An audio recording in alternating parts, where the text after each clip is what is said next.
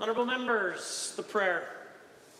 Lord, the God of righteousness and truth, grant to our King, to his government, to members of the Legislative Assembly, and to all in positions of responsibility, the guidance of your Spirit.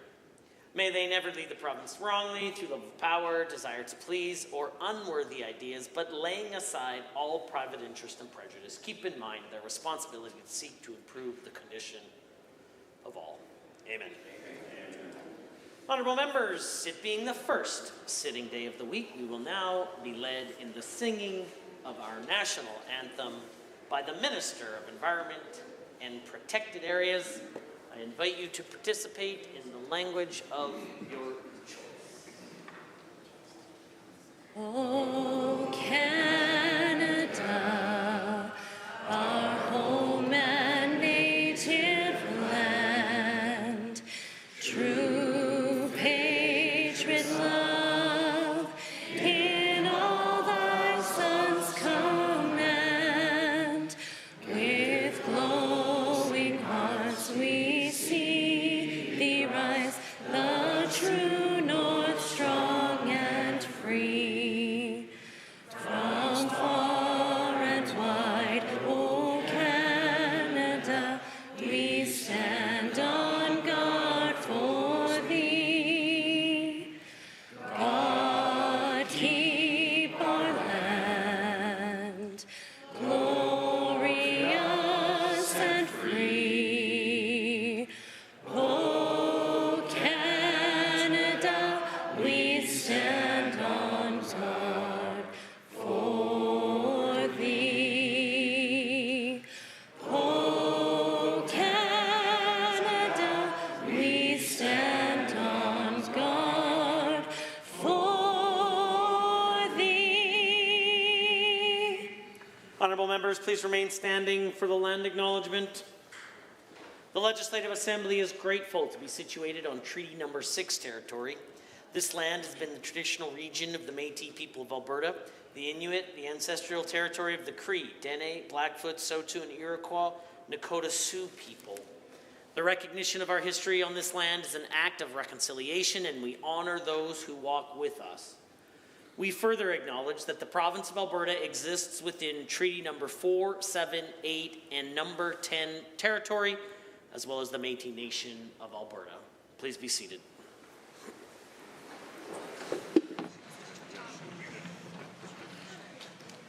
Introduction of visitors. Honourable members, please proceed, it's fine. I have an important guest seated in the Speaker's Gallery, to whom I had the pleasure of meeting with earlier today. If the Honourable Minister wants to proceed to a seat, that's fine. This morning, I met with His Excellency Alessandro Cananeo, the Ambassador of the Italian Republic to Canada. His Excellency was appointed Ambassador of Italy to Canada on December 5th, 2024. After graduating, he joined the Foreign Service in 1998. His career includes roles as Director General for Migration, the Embassy of Italy in Tel Aviv, NATO's permanent delegation in Brussels. He served as the counselor in Washington, D.C., the Deputy Permanent Representative to NATO, and later became the head of NATO and Strategic Affairs at the MFA. In 2022, he served as the diplomatic advisor to the President of the Council of Ministers, and he was awarded the title of Commander of the Order of Merit to the Italian Republic. He is joined in the gallery today by the Consul General of Italy in Vancouver and members of the Consular Service of Italy in Edmonton. Please rise and receive the warm welcome of the Assembly.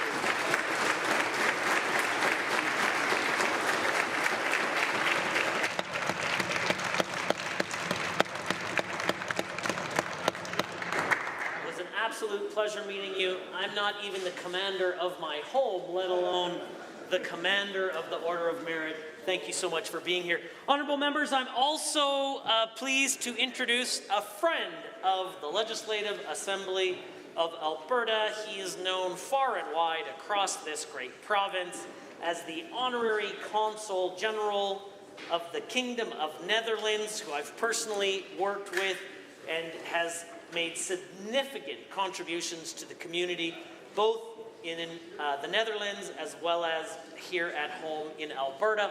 I understand that today he was awarded the King Charles III Coronation Medal earlier today. I know I can't think of someone who's more deserving for such a prestigious award. I invite him to receive the warm welcome of the Assembly.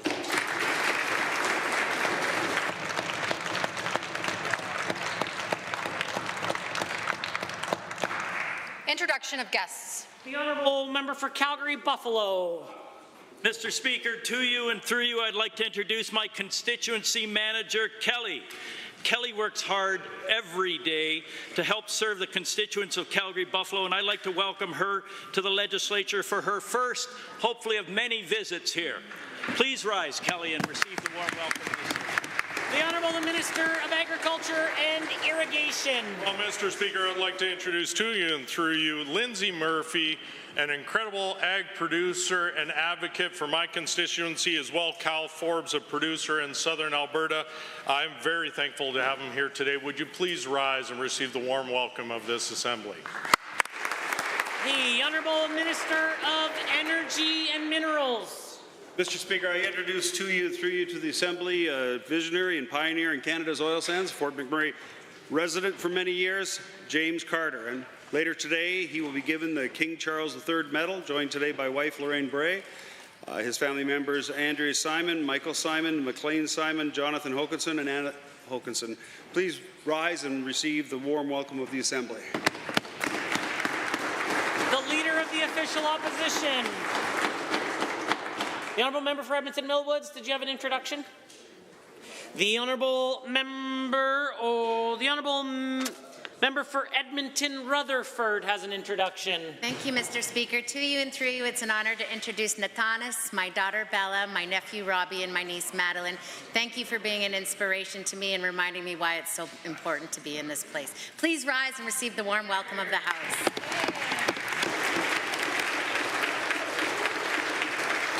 The Honourable the Minister of Jobs, Economy and Trade. Mr. Speaker, Jerry Boma has served on many boards and commissions in Alberta, including the former Northlands Ag Society, Horse Racing Alberta, and the AFSC. He's also Honorary Consul to the Kingdom of the Netherlands, and a few minutes ago I had the privilege of presenting him with the King Charles III Coronation Medal. I would invite him and my Chief of Staff, Jerry Bellica, who also received the King Charles III Coronation Medal, to rise and receive the warm welcome of this Assembly. Congratulations.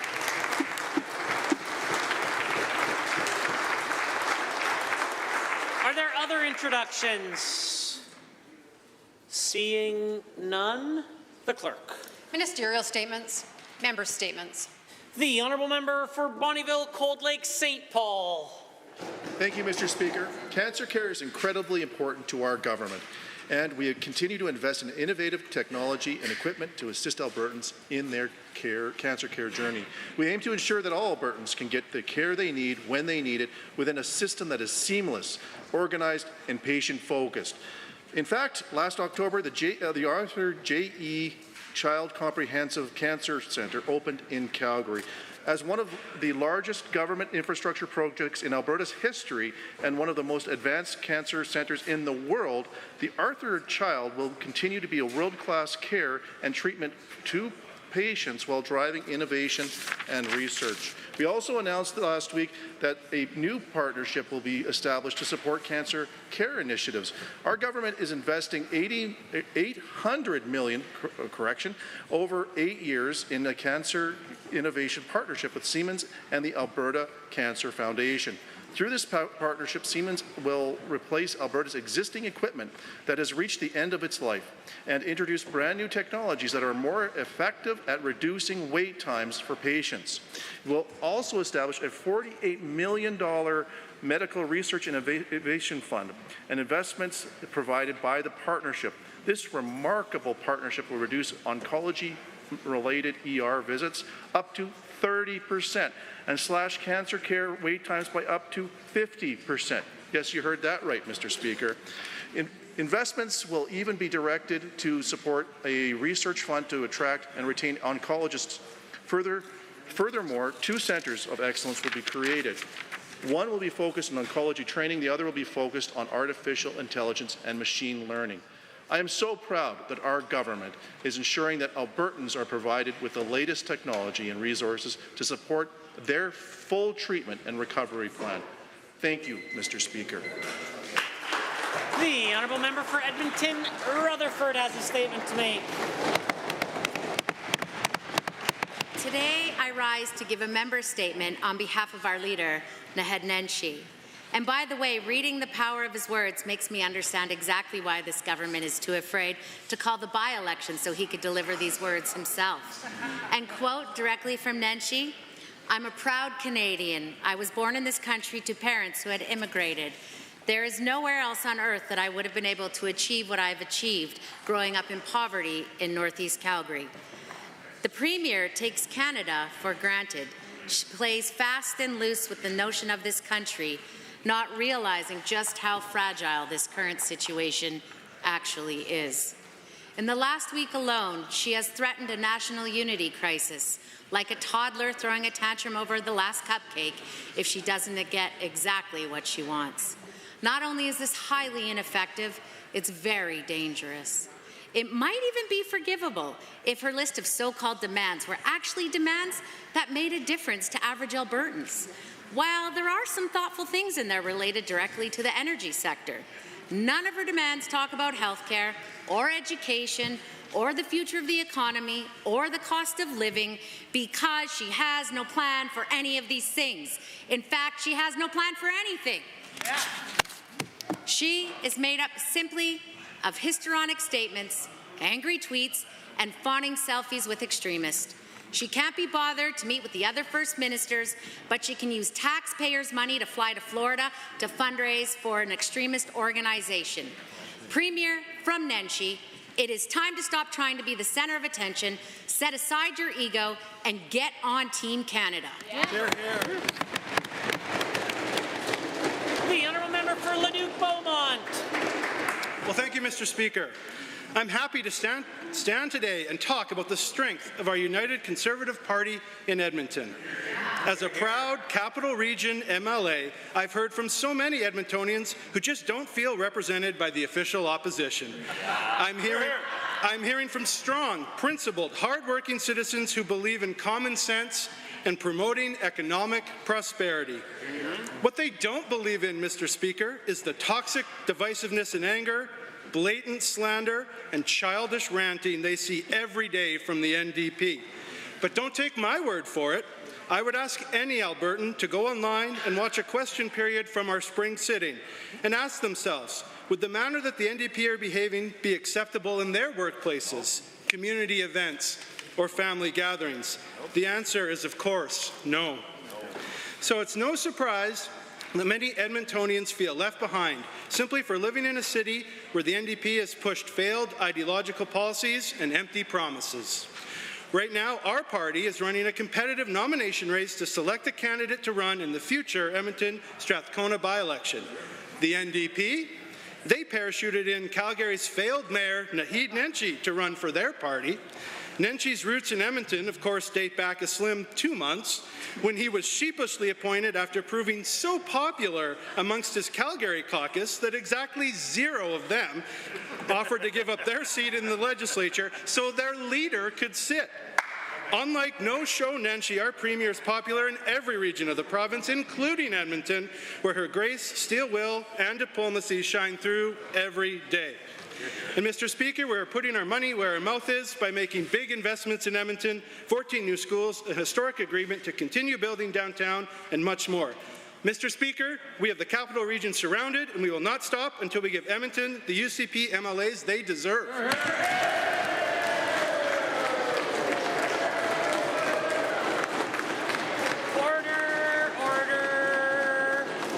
Order. The honourable member for Edmonton McClung has a statement to make. Mr. Speaker, last week Canadians had a moment of pride as Team Canada beat Team USA in the CONCACAF Nations League, showing all Canadians what happens when our best players pull together. Every pass, every goal, every defensive stand, it was Canada, united, taking on the Giants on Team USA and winning.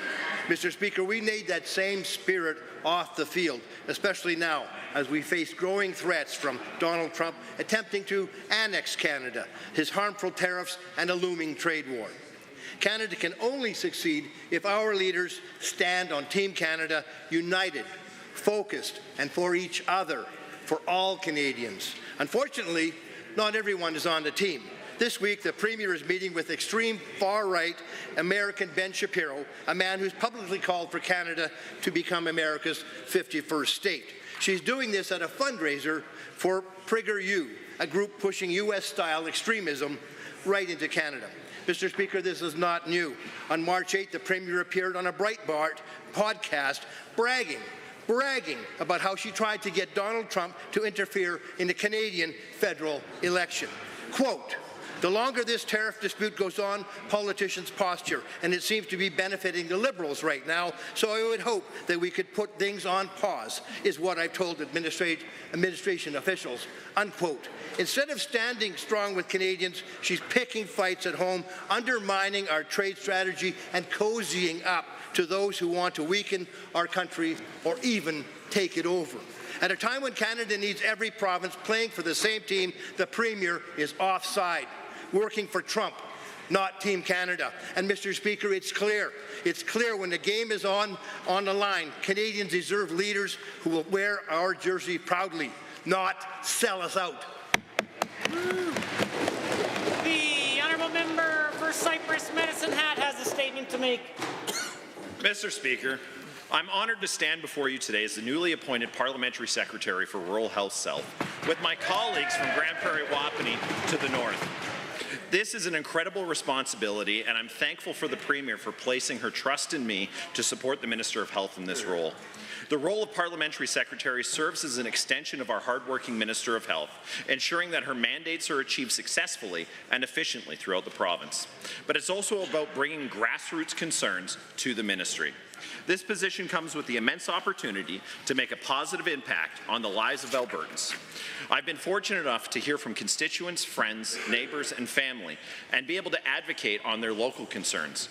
Local concerns like expanding ICU bed capacity in Medicine Hat and an urgent care centre in our region, just to name a few. And while Budget 2025 reflects the fruits of my advocacy with the urgent care centre and expansion of ICU beds in our region, there's more work to be done, and I'm thankful to expand my advocacy to all of Southern Alberta. Our government is committed to addressing rural and remote health challenges to ensure Albertans have access to high-quality healthcare services no matter where they live in this province. Albertans living in rural and remote areas of the province face unique challenges that require tailored supports and approaches to deliver safe, high-quality, and sustainable healthcare services. Healthcare can sometimes feel out of reach for those in rural communities, which is why I'm committed to bringing their care closer to their home. While rural Alberta is vast, know that your parliamentary secretaries will help address your concerns to deliver the healthcare services you deserve. It's an absolute honour to serve as our government's parliamentary secretary for rural health, in addition to my role as the military liaison. Albertans deserve a better, stronger healthcare system, and I look forward to making it happen. Thank you, Mr. Speaker. The honourable member for Calgary-Glenmore.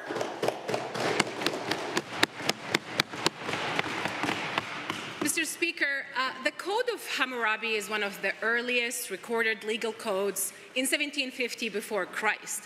Hammurabi, the ruler of Babylon in ancient Mesopotamia, today's Middle East between the Tigris and Euphrates rivers, laid a foundation for legal systems that would develop checks and balances more formally in ancient Greece and Rome.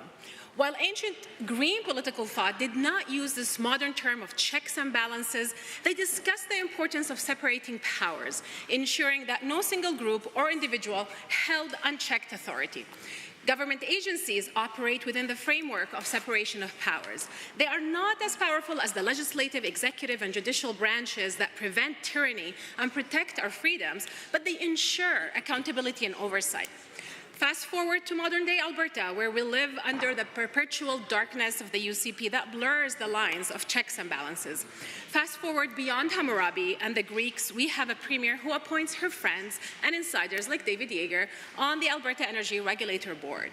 This board member, responsible for industry regulation, is also paid by the premier to be the executive branch special advisor to create industry policy. Mr. Speaker, does the Premier see the inherent conflict of interest here? The AER is a regulator, a quasi-judicial agency. It runs hearings. It is an administrator. It is a rule maker. It is a rule enforcer. It protects public interest and the rule of law. The UCP needs to respect that our checks and balances cannot be political agencies under their whims and wishes. This is not a new concept, Mr. Speaker. It started in 1750 before Christ. Yeah. Honourable members, the time is now 1:50, and that makes it oral question period. And the Leader of His Majesty's Loyal Opposition has question number 1. Mr. Speaker, the Premier has invited foreign influence in our Canadian elections. On March 8th, she went on the extreme far-right Breitbart program and said, quote, "I would hope that we can put things on pause is what I've told administration officials," end quote.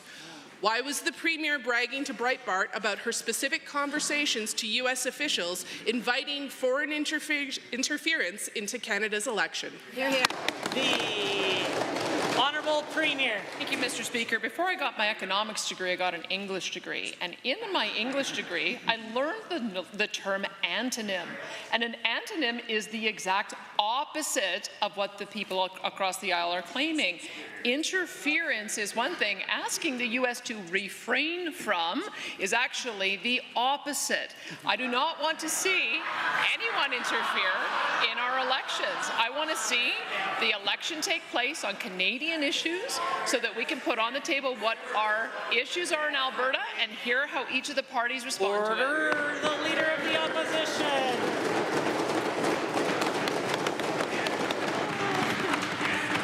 Mr. Speaker, the Premier has been cosplaying as the worst diplomat ever and has made things so much worse for both the federal Conservatives and for the nation. The Premier's spokesperson called the revelations of what the Premier said, quote, offensive and false.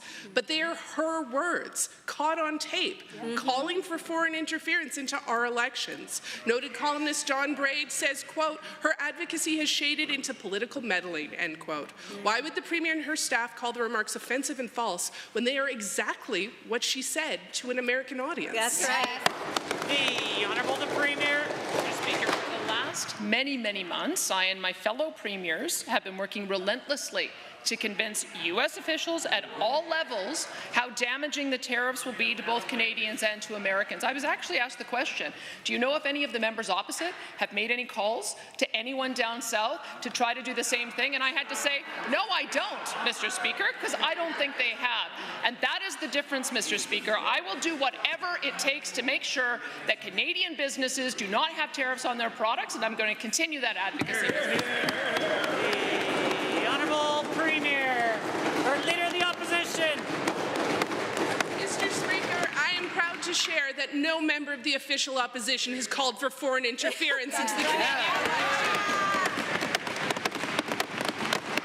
What the Premier has done is is against everything Canadians stand for. We do not want undue influence from foreign entities. We cannot have Donald Trump interfering in Canada's elections. Exactly which U.S. administration officials did the Premier counsel to interfere in Canada's federal election? A point of order is noted by the Government House Leader at 1:54. The Premier has the call. Mr. Speaker, I've been giving interviews, I've been giving speeches, and I have been saying the same thing all along, that we need to have a renegotiated Canada-U.S. free trade agreement. That requires someone with a 4-year mandate. The members opposite might want to go back and look what I said in December. Let's have an immediate election so we have someone with a 4-year mandate who can negotiate with the U.S. president.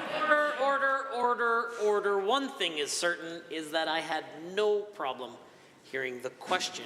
I would expect to be able to hear the answer. The Premier. And now that we are in the middle of an election, I would hope that our American counterparts would refrain from taking any actions on tariffs until that election is over. The order. The Honourable Leader of the Opposition for question number 2.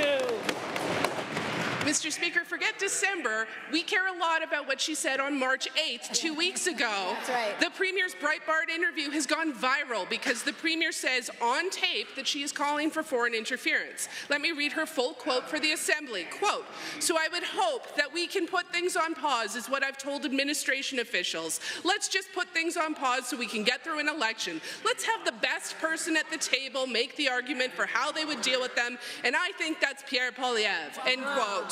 Why did the Premier invite foreign interference from the Americans to support Pierre Poilievre? The Honourable Premier. To know why the members opposite are trying to goad the administration into imposing tariffs on April the 2nd. Shouldn't they actually be aligned with us in saying the exact same thing?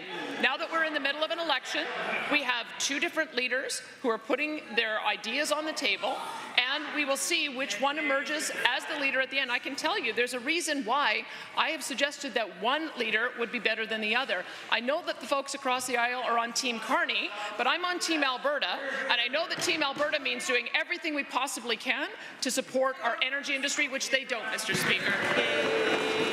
Leader of the Official Opposition. Mr. Speaker, rather than get tariffs cancelled altogether, the Premier said she asked U.S. officials to put a pause on them to help Pierre Poilievre's election efforts. That is calling for U.S. election interference. She has no problems currying favors with extreme right-wing in the U.S., but last week she couldn't even be bothered to fly to Ottawa to meet with fellow premiers and Prime Minister. Now, why does this Premier attack Canada, Canadian values like public health care, Canadian institutions like free and fair independent elections at every opportunity? The Honourable the Premier. Thank you, Mr. Speaker. I was on the call for the First Ministers, as were 3 other premiers, because you can't expect I think it's unreasonable to expect that we would cancel our entire agenda for the day, especially when we had such a great announcement on Friday. We have an $800 million partnership with Siemens to use artificial intelligence to improve the diagnosis of cancer. One of the things that they're hoping for is to be able to reduce the amount of time it takes to go from diagnosis to treatment from 2 weeks to 2 hours, Mr. Speaker. This is one of those private sector partnerships that works, and I'm very excited about it, and I was glad to be there. The Honourable Leader of the Opposition. No end of excuses not to stand up for Canada. That's right. Yeah. The Premier went on right-wing Breitbart radio to say, quote, "The perspective that Pierre would bring would be very much in sync with, I think, the new direction in America," end quote. Not only is the Premier willing to use Alberta taxpayer resources to campaign for her chosen candidate, she's willing to admit she thinks Pierre Poilievre is just like Trump. Trump, who unprovoked dropped devastating tariffs on us that will end good jobs, kill industries, and hurt our country. Why would the Premier welcome U.S. election interference to mold Canada in Trump's image? Order. A point of order is noted at 1:58. 58 by the Government House Leader. The Premier has the call. Thank you, Mr. Speaker. There are 9 things I put on the table last week. Guaranteeing Alberta full access to oil and gas corridors northeast and west, repealing the No New Pipelines Act, lifting the taker ban off the BC coast, eliminating the oil and gas emissions cap, scrapping the clean electricity regs, ending the prohibition on single-use plastics, abandoning the net zero car mandate, returning oversight of industrial carbon pricing to the provinces, halting federal censorship of energy companies. The leader of the official opposition said, sounds pretty reasonable. Team Carney, which they're on, said one thing in Alberta, saying he didn't support hard caps, and then he said he was going to impose them nonetheless, Mr. Speaker. That's the difference I'm talking about. The Honourable Leader of the Opposition for question number 3.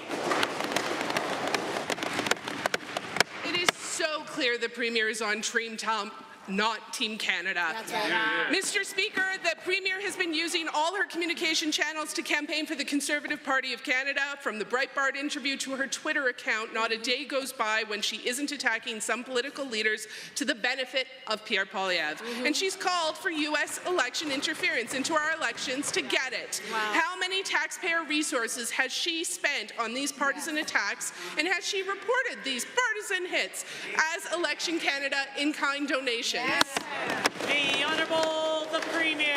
Thank you, Mr. Speaker. I'm on Team Alberta, always have been. The folks across the aisle, they were on Team Trudeau and now they're on Team Carney. Why aren't they standing up and saying, as he threatens another emissions cap, why aren't they standing up? Order. Right.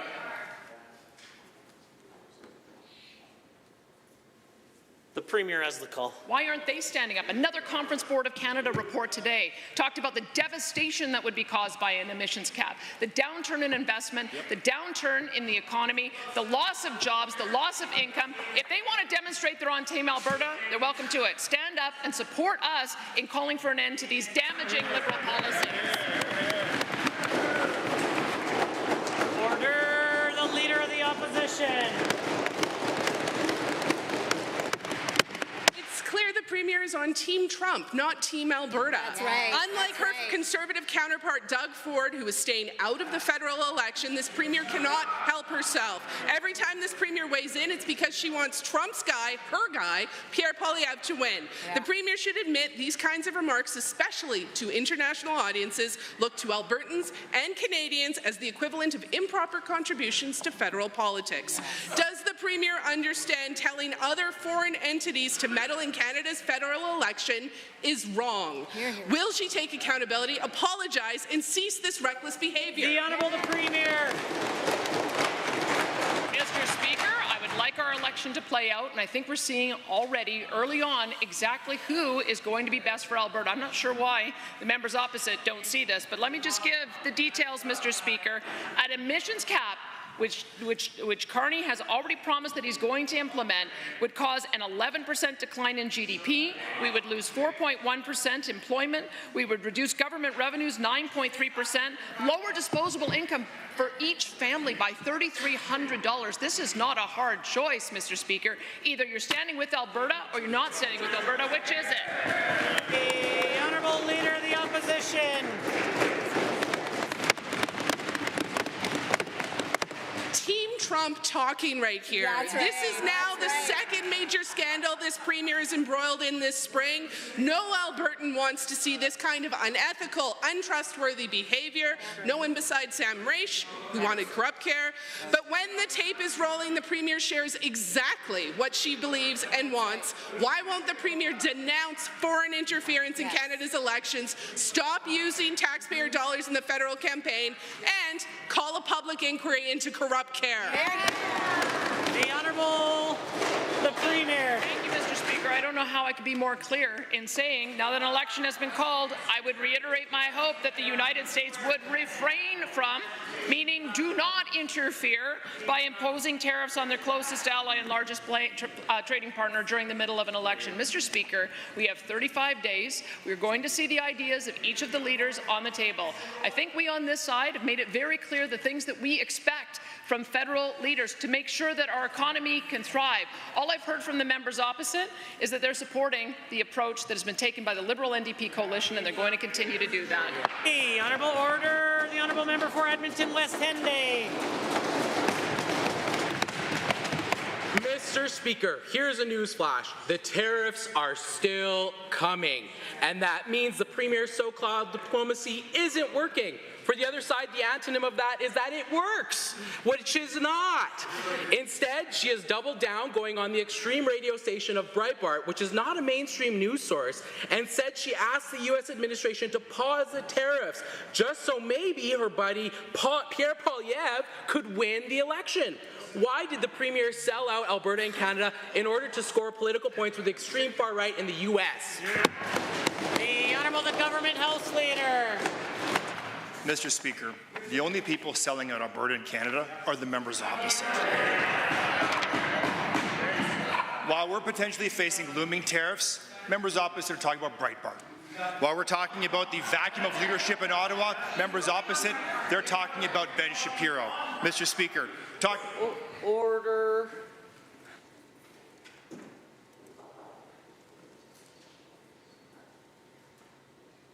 The Honourable the Government House Leader has the call.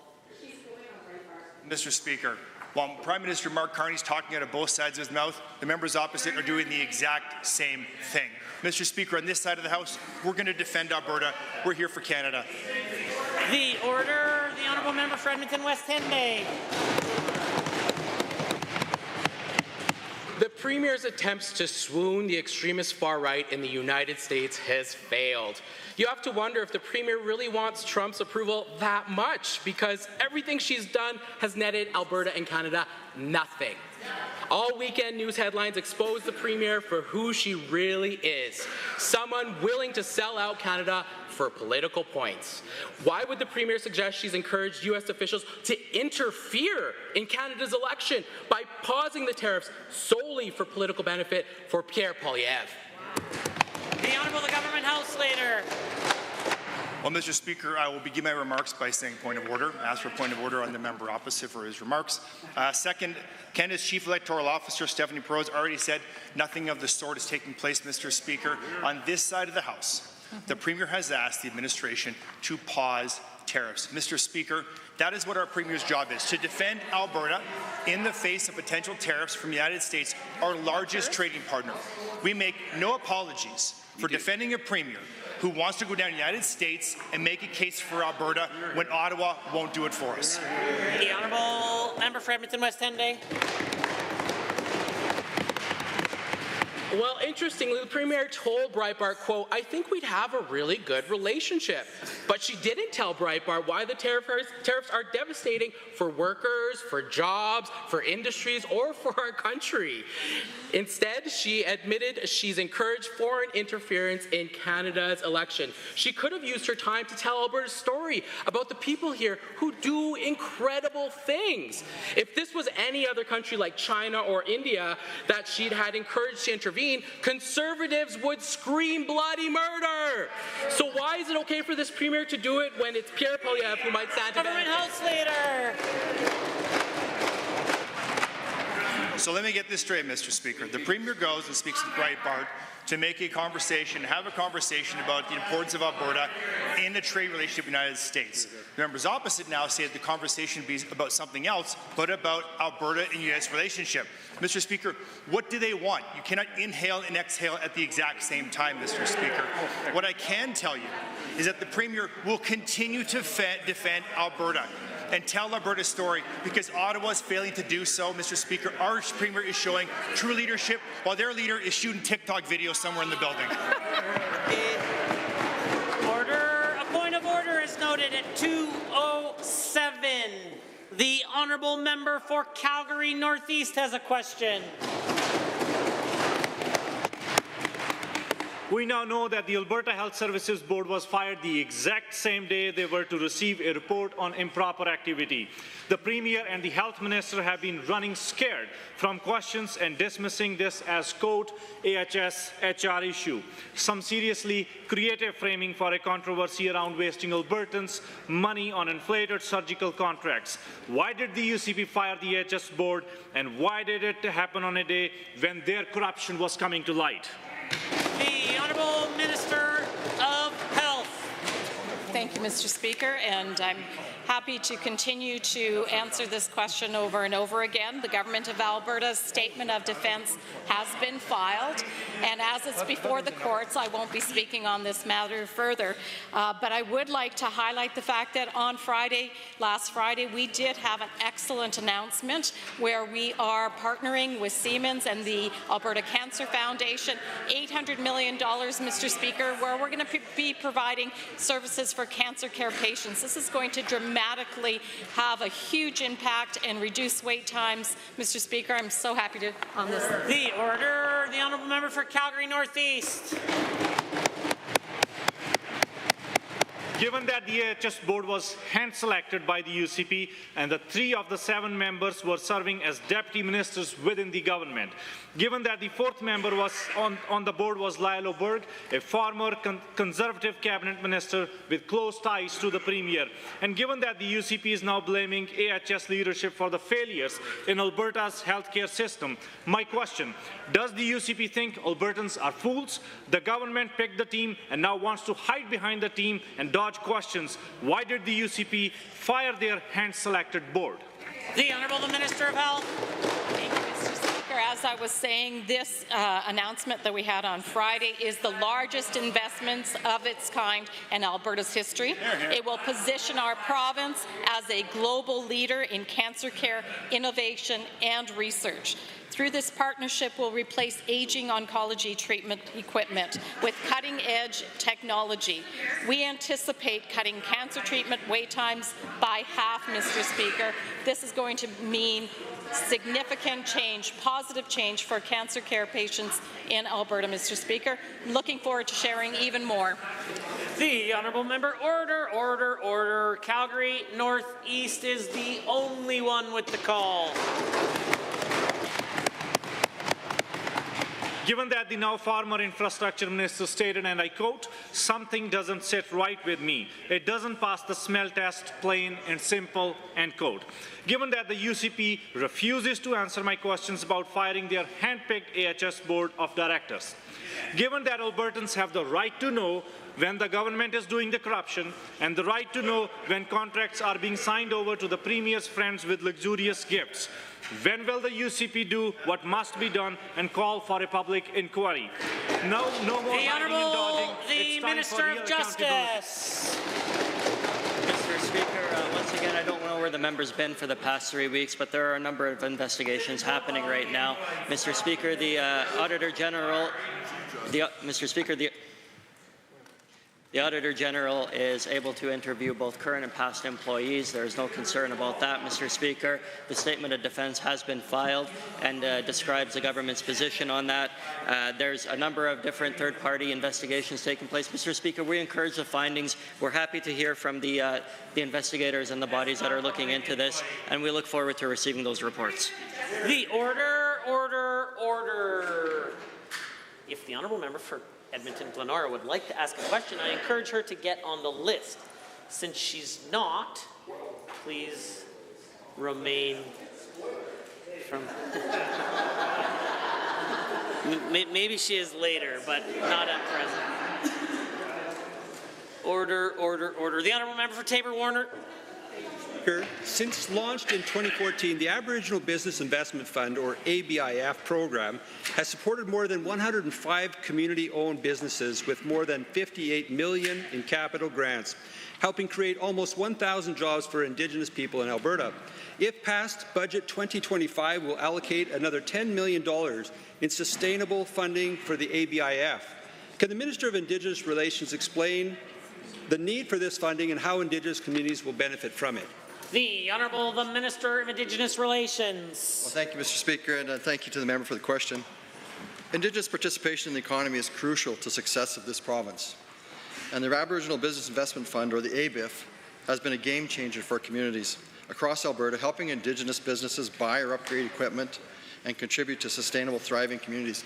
Mr. Speaker, when I go out amongst the communities, I can see the difference. This government is moving the dial, Mr. Speaker, and it's so nice to see the pride in the people when I go into these communities, to know that they're contributing to help their youth grow and thrive.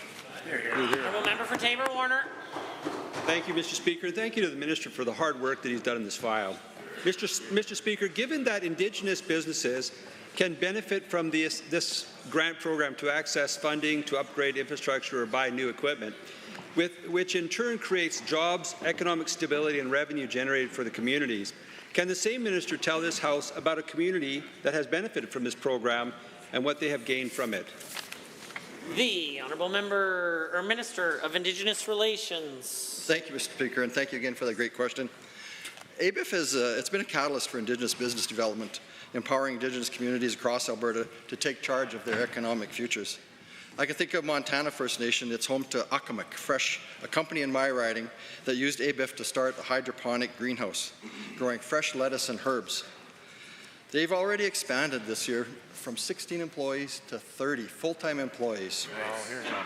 They now have an immense amount of produce and markets and stores and schools all over Alberta. One store in Calgary, actually, Mr. Speaker, has asked them to not only expand by twice, but by 4 times. They want all of their produce. It's so when you go into the community, you can just feel the pride in there now. The Honourable Member. Thank you, Mr. Speaker, and thank you again to the Minister. Given that economic reconciliation is a focus for this government, and further given that the Minister of Indigenous Relations works cross-government to ensure that reconciliation is a key focus for everyone, can the same minister please tell this House how the ABIF program is advancing reconciliation with Indigenous peoples and how businesses can apply for these grants? The Honourable Minister. Well, thank you, Mr. Speaker, and again, thank you to the member for the question. Mr. Speaker, the member is absolutely right. Economic reconciliation is a key part of my ministry's work. ABIF is a prime example of that, promoting economic stability, job growth, and business development for communities in Alberta. The application period is opening soon this spring once again, and I look forward to reviewing the incredible applications we received this year for this exciting business ventures owned and operated by First Nations and Métis people throughout Alberta. And Mr. Speaker, I'm excited to create another 1,000 jobs for Indigenous people. The Honourable Member for Edmonton Southwest has a question. This Thursday, the Premier will use taxpayer dollars to help fundraise for PragerU, an extreme right-wing organization that is well documented in promoting alt-right conspiracy theories and spreads disinformation, including climate change denialism, anti-Muslim hate, and more. The Premier confirmed to the media that her travel and accommodation costs will be covered by Alberta taxpayers. How much public money is the Premier wasting? How many staff are traveling to Florida on this trip? And where in the Premier's job description does it say she should be pandering to extreme conspiracy theorists? Great. The Honourable the Government House Leader. Well, Mr. Speaker, I think the members opposite know, having been in government for 4 very, very long years, that it is the Premier's job to go and make a case for Alberta to help build up our most important industries and defend our best interests. Given the lack of leadership in Ottawa and the fact that Prime Minister Justin Trudeau and now Prime Minister Carney refuse to defend Alberta, refuse to tell Alberta's story, and refuse to work in favor of the province of Alberta. Mr. Speaker, we're on Team Canada. We're asking Team Canada to be on Team Alberta. When would the NDP be on Team Alberta? The Honourable Member for Edmonton Southwest. Given that Ben Shapiro has made extreme and homophobic statements like being gay or transgender is a mental illness, and that doctors who perform abortions should be imprisoned, given that the Premier says helping him fundraise is part of her diplomatic strategy to curry favor with Trump, but Ben Shapiro doesn't advise or speak for the U.S. administration in any capacity. So again, what is the Premier exactly hoping to accomplish by pandering to the American alt-right? Yes. The Honourable the Government House Leader. Well, Mr. Speaker, this upcoming trip and previous trips are all meant to go and prove that Alberta is an incredible trading partner of the United States of America, Mr. Speaker. I'm not quite sure why the members opposite continue to be angry that we have a Premier showing true leadership while it is lacking in Ottawa, when the reality is, if Ottawa won't defend us, we have to defend ourselves. It's why we continue to go out, ministers across the front bench, to tell Alberta's story. The Premier's doing the same thing. I asked the members opposite, what is the problem with the Premier doing her job? Maybe they should do theirs. Order. The Honourable Member for Edmonton Southwest. Given that PragerU spreads racist rhetoric, conspiracy theories, and hate, including Islamophobic videos like one titled "There is no such thing as Islamophobia" and another that dismisses Islamophobia as a buzzword. Does the Premier not understand that she is using public money to actively fundraise for an organization that spreads hate? What kind of message does this send to Muslim Albertans, and will she do the right thing and cancel the trip? Yeah. Order. The Honourable the Government House Leader. No, Mr. Speaker, the Premier will not cancel the trip. She will do nothing of the sort. What she will continue to do is defend Alberta against intrusion from Ottawa and protect us in the face of uncertain tariffs. Mr. Speaker, we've already made it clear with Prime Minister Carney what our expectations are, and just to name a few: guaranteeing Alberta full access to unfettered oil and gas corridors to the north, east, and west; repealing Bill C-69, the No New Pipelines Act, a bill, I might add, Mr. Speaker, that when Rachel Notley was Premier, fully endorsed. Mr. Speaker, on this side of the House, we're on Team Alberta. Why won't the NDP be there as well? The Honourable Member for Edmonton South has a question to ask. Canada is facing real threats of tariffs and a trade war with President Trump, putting Alberta jobs and key industries at risk.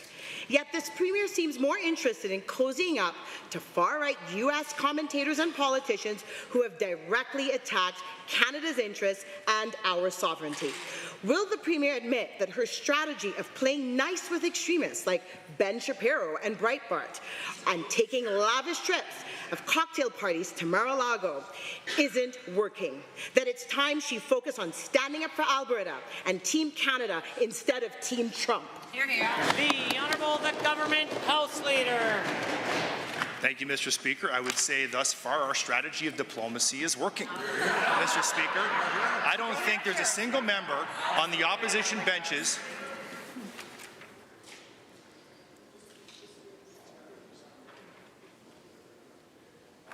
The Honourable the Government House Leader. I don't think there's a single member on the opposition benches who could pick up the phone and call anybody down across the line, Mr. Speaker. Meanwhile, I can tell you that the people down the states, secretaries, lawmakers, even the President, know our Premier's name. I'll tell you what, Mr. Speaker, that means something. When we're trying to make sure that here in Alberta, our most important industries are defended. And last time I checked, outside of aluminum and steel, there are no tariffs. The Order. The Honourable Member for Edmonton South.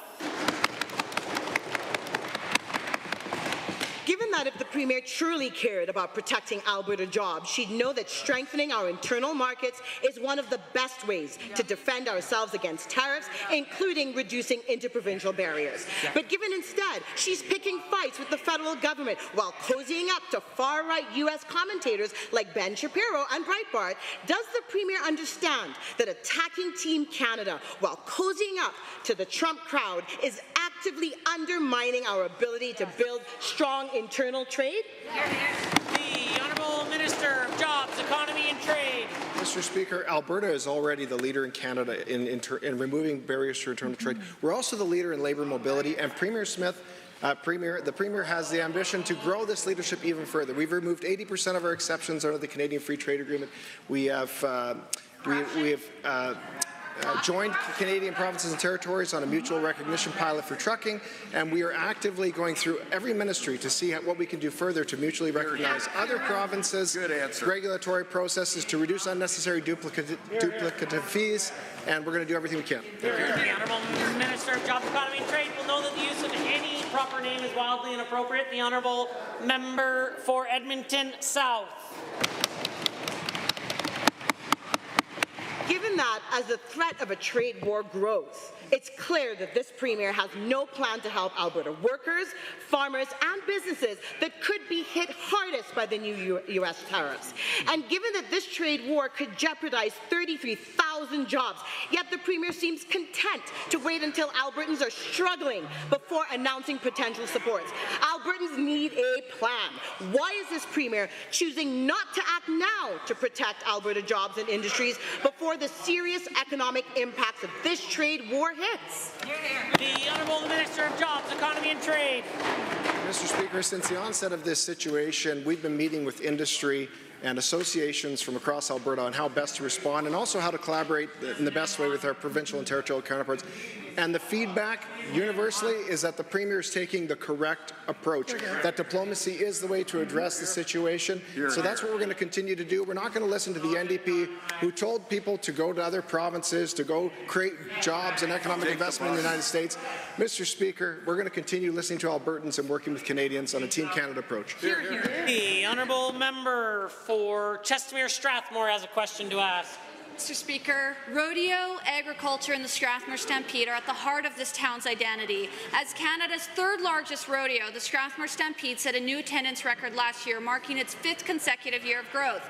And we had the honour of hosting the Premier for the past 2 years. With Budget 2025, a transformative investment of $5 million is being made towards the Strathmore District Ag Society to help build the much-needed Western Events and Cultural Centre. To the Minister of Tourism and Sport, why is supporting ag societies like Strathmore so important, and how will this investment benefit our community, both economically and culturally? The Honourable the Minister of Tourism, Sport, the Government House Leader. Well, thank you, Mr. Speaker, and I want to thank that honourable member for the incredible question. The people of Chestermere Strathmore are very well represented with her as their MLA. I can tell you the ag societies are the heart of rural Alberta, and they are having places to gather, hold events for games like local hockey teams, rodeos, and they also drive tourism in a region that connects Alberta with their western roots, Mr. Speaker. This investment will provide Strathmore and the surrounding region with the much-needed indoor event space and support equestrian, cultural performances, and community gatherings, Mr. Speaker. We have a lofty goal of reaching $25 billion by 2035 in spending, and this is going to help us get there. The honourable member for Chestermere Strathmore. Thank you, Mr. Speaker. Given that the mission of agricultural societies, as outlined in the Agricultural Societies Act, is to encourage improvement in agriculture and in the quality of life of persons living in agricultural communities, and considering that the Western Events and Cultural Centre will be the Strathmore Ag Society's really year-round hub for community events, educational programs, agricultural showcases, and cultural performances, can the Minister of Agriculture and Irrigation explain why supporting Alberta's ag societies is critical, and how this $5 million investment will help preserve and grow the agricultural heritage and economy of Strathmore? The Honourable Minister of Agriculture and Irrigation. Thank you, Mr. Speaker. Alberta is home to 291 societies operating over 900 facilities, a record in Canada. These societies play a crucial role in supporting rural communities and strengthening the ag culture in Alberta. Through initiatives like the Agricultural Societies Grant Program and the Ag Societies Infrastructure Revitalization Program, Alberta's government is committed to supporting these organizations. With additional investments in Budget 2025, we are ensuring that agricultural societies will continue to thrive for generations to come. The honourable member. Thank you, Mr. Speaker. Given that our government is committed to expanding hands-on career education opportunities for Alberta students, and that in addition to its year-round rodeo academy, one of the key features of the Western Events and Cultural Centre will be its practical ranching school, which will offer students a chance to earn dual credits while learning real-world agricultural skills in a hands-on environment. To the Minister of Education, how will this program bridge the gap between traditional classroom learning and practical career-oriented skills, as well as promoting rural stewardship and help prepare students for future careers in the agricultural sector? The Honourable the Minister of Education. Well, thank you, Mr. Speaker. Our government is committed to working with our school boards to ensure that more students have the opportunity to gain practical, real-world skills that will set them on a path of success. One of the ways in which we can do that is by investing in dual credit opportunities, and we are doing precisely that. Budget 25 provides over $10 million in funding to support dual credit programming. These programs, of course, expose students to job opportunities and also to post-secondary options to help them advance their interests and be ready for the future. The honourable member for Lethbridge West has risen.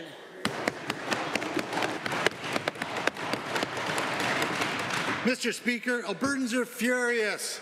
Complaints have been pouring into the Commissioner of Canada elections. Why? Because this Premier thought it wise to press anyone who would listen to her in the Trump administration to put tariffs, quote, on pause so we can get through an election, unquote. How do we know the Premier did this? Well, she told us herself, right on American far-right extreme radio. Why was the Premier bragging to Breitbart about inviting foreign interference into Canada's election? The Honourable the Minister of Justice. Thank you very much, Mr. Speaker. It's funny that the honourable member should mention that. Canada's Chief Electoral Officer said elections interference is something that is not a term to be used that's used in the Elections Act, but there's a number of provisions in the Act that may be relevant to foreign interference. So, for example, there's a provision on undue influence by foreign entities. There are rules on spending and third-party activities. The fact that you refer to these do not trigger any of these, Mr. Speaker. The Chief Electoral Officer has already weighed in on this. There's nothing to see here. The honourable member for Lethbridge West. Well, given that foreign interference in our elections is a pressing concern, but I guess any kind of interference doesn't bother you guys. Given that Conservatives are the first to cry foul when there's any issue with Russia or China or any other kind of interference like, I don't know, paper ballots, will the Premier please tell this House why, when it comes to Donald Trump and putting her own thumb on the scales, that interference of any kind in elections is okay? The Honourable the Minister of Justice. Mr. Speaker, once again, the assertion that the Premier interfered with the election is absolutely absurd. It makes no sense whatsoever. Mr. Speaker, while our federal counterparts, our Prime Minister and our previous former Prime Minister were hiding, the Premier of Alberta was defending Alberta and in fact was defending all of Canada, Mr. Speaker. If it wasn't for the Premier of Alberta, we would have had much more significant tariffs. We're proud of the work she's done, Mr. Speaker, and we'll continue to stand by her, and all Canadians will as well. The honourable member.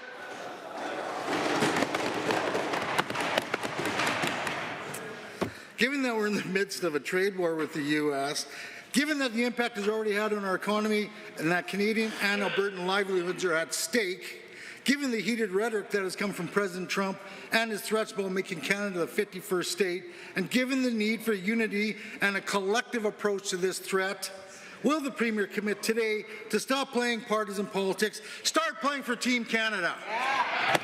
The Honourable Minister of Justice. Mr. Speaker, the honourable member can shout all he wants, but I didn't hear a single member of the opposition NDP say a single word about what was happening down in the U.S. in relation to tariffs to Canada. This Premier has, Mr. Speaker, since this happened, this Premier has been travelling all across the United States to defend Alberta and, in fact, to defend all of Canada. And we're incredibly proud to see that happen, Mr. Speaker. The fact of the matter is that NDP opposition has been absolutely silent while this Premier has been defending this province's interests all across Canada and in the U.S. The honourable member for Athabasca Barhead Westlock. Thank you, Mr. Speaker. Alongside the energy sector, Alberta's economy rests on the health and prosperity of our agricultural sector. It supports thousands of jobs and contributes billions to our province's economy. Canadian farmers and food producers now face serious economic uncertainty thanks to China and their retaliative tariffs on Canadian agricultural products, which took effect last week. These tariffs are the result of our federal government's decision to tariff Chinese electric vehicles, a move which has now ignited a tariff war. To the Minister of Agriculture and Irrigation, what are the immediate and long-term impacts these tariffs to Alberta's agriculture sector? The Honourable Minister of Agriculture and Irrigation. Well, thank you, Mr. Speaker, and to the member for a very important question. The recent tariffs imposed by China pose a significant threat to Alberta's ag industry. 100% duty on canola oil, cake, and pea imports and 25% tariff on pork will disrupt exports and negatively impact the market price of these commodities. Alberta exports $408 million in canola, cake, and meal, $138.5 million in dried peas, and $26.1 million in pork. Well, the situation is very complex, Mr. Speaker, and the total impact is yet unknown. We are going to continue to expand exports and protect market access. The Honourable Member for Athabasca Barhead Westlock. Thank you, Mr. Speaker, and to the Minister. Given that China is one of Canada's largest agricultural export markets, and given that these tariffs will reduce demand for Alberta canola, pork, and peas, and further given that this trade dispute threatens to reduce commodity prices, disrupt supply chains, and place financial strain on Alberta farmers and food producers, can the same minister please explain what actions the government will take to address the impact of these tariffs? The Honourable Minister of Agriculture. Well, thank you, Mr. Speaker. These tariffs are devastating for Alberta's farmers and food processors, and unfortunately, the federal government's move to impose tariffs on Chinese electric vehicles have ignited this trade war. Our government is actively engaging with the federal government to protect Alberta's market access and mitigate the impact. However, our farmers here in Alberta need immediate targeted support from the federal government to them right now. They are once again, our farmers here in our province are facing the consequences of poor federal decisions. We demand immediate support for them right now. The Honourable Member. Thank you, Mr. Speaker. Given that Alberta farmers and exporters need certainty and stability to remain competitive in the global market, and given that Alberta has a history of standing up for its economic interests and fair trade policies, and further given that the Liberal government understood the potential consequences of its tariff policies, putting Alberta's economy at risk, can the same minister outline how Alberta is engaging with the federal government to demand urgent action on this issue and ensure that our producers are not left bearing the cost of Ottawa's poor trade decisions? The Honourable Minister. Mr. Speaker, Alberta farmers and exporters deserve that certainty. Our province, of course, has a long history of standing up for its economic interests, and that's exactly what we're doing, Mr. Speaker. Yeah. We are pressing Ottawa for urgent support, including compensation, market diversification efforts, and a stronger focus on trade negotiations. But it's very clear, Mr. Speaker, due to the scope and scale of the impacts of this trade war, the only institution that can compensate our farmers enough is the federal government. We need them to come to the table, and we need them to deal with this and support our farmers right now. The Honourable Member for Calgary Varsity. The UCP is failing at building the Alberta advantage and bringing Albertans value for money. If they invested in primary care, they could achieve both. Every dollar invested in primary care saves $5 later, but this government delayed and delayed, wasting money on bloated contracts, failed restructuring, and political corruption. Retention of staff is dismal, and delays in implementing the primary care physician compensation model have left us behind.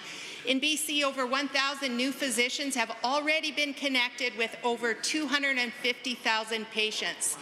What is the cost of healthcare restructuring, and when will this minister get on to building teams? The Honourable Minister of Health. Thank you, Mr. Speaker. I'm afraid the member opposite is way behind the times, Mr. Speaker. In fact, Primary Care Alberta was stood up in the fall of last year, Mr. Speaker. They've already had operational day one. They are going strong. In fact, Mr. Speaker, today we announced with the Alberta Medical Association that we've been able to find that 500 physicians, minimum of 500, have enrolled in the new primary care physician compensation model. I've got a quote here from Shelley Duggan, who's the president of the Alberta Medical Association. This new model will strengthen comprehensive. The Honourable Member for Calgary Varsity. Given that the primary care physician compensation model requires physicians to have at least 500 paneled patients, and given that rural docs do a lot more than run an outpatient practice, as they also cover hospitals, continuing care, emergency rooms, and perform anesthesia, surgery, and obstetrics, and given that all of that work leaves them fewer hours to build that panel of 500, and that seeing patients in the emergency room doesn't even count, why is this government so ineffective in retaining and recruiting rural Alberta doctors? The Honourable Minister of Health. Well, again, Mr. Speaker, the member opposite is wrong. The new model will strengthen comprehensive cradle-to-grave primary care. These practices are the foundation of our healthcare system. The model will help us to retain the family medical specialists and rural generalists we already have, and will go a long way toward attracting more to Alberta. Dr. Shelley Duggan, president of the Alberta Medical Association. A direct quote from Dr. Shelley Duggan, Mr. Speaker, because, Mr. Speaker, we are actually attracting doctors, and we want to keep the great ones we already have. The Honourable Member for Calgary Varsity.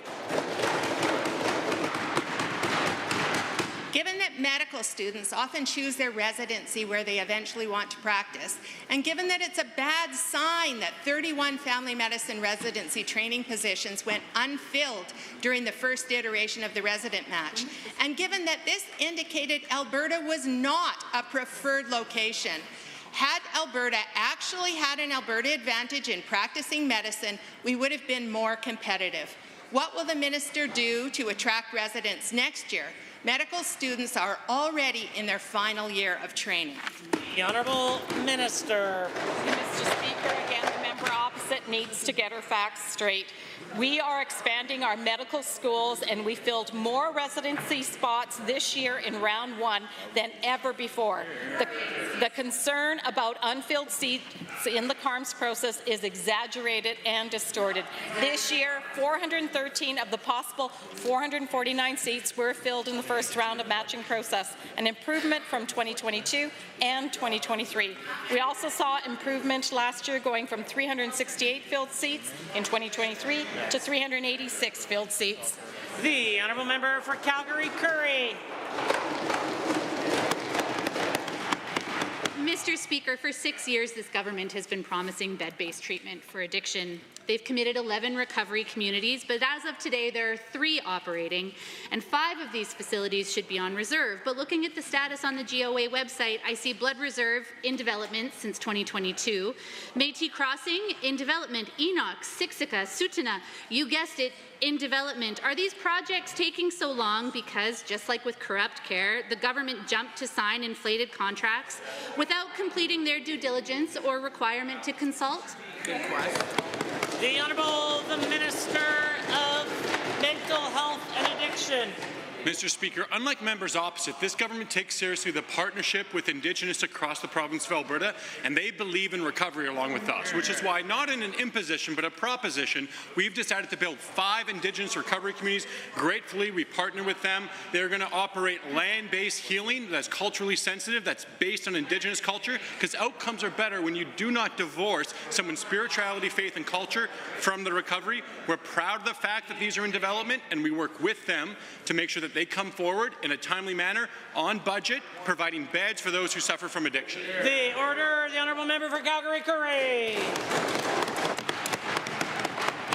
Given that there have been years of unfulfilled commitments and recycled announcements for voluntary treatment, but this government is speeding ahead to introduce involuntary treatment, and given that the compassionate intervention centres, Mr. Speaker, will cost $90 million each just to build, let alone tens of millions of dollars to operate, and given someone's benefiting from these massive contracts while government drags its feet on projects that were supposed to break ground 2 years ago, to the minister, what are the ties to Marshall Smith, Sam Raish, or their associates to expeditiously build and deliver involuntary treatment?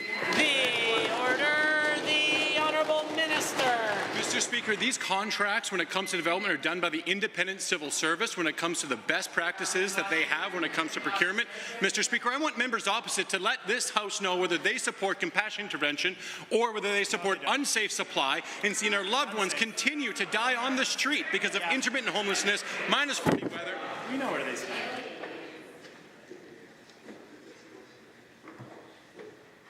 The Honourable Minister of Mental Health and Addiction. There is nothing compassionate about leaving our loved ones to die intermittently homeless in the middle of Canada's freezing cold weather. We instead will give them compassionate opportunity recovery, because when recovery is offered, it's not only possible but probable. Members opposite have done nothing to build their recovery pathways for their entire time in power. It's not the same on this side of the House, Mr. Speaker. The Honourable Member for Calgary-Currie. Given that there is some truth to it being question period and not answer period, and given that the Alberta recovery model selected the winners in this sector a long time ago, winners who continue to get lucrative contracts with no public reporting, and given that the minister couldn't provide a single wait time for a single recovery community during estimates, does the minister think it's okay for a person to wait months for a bed to open up? Is that compassion?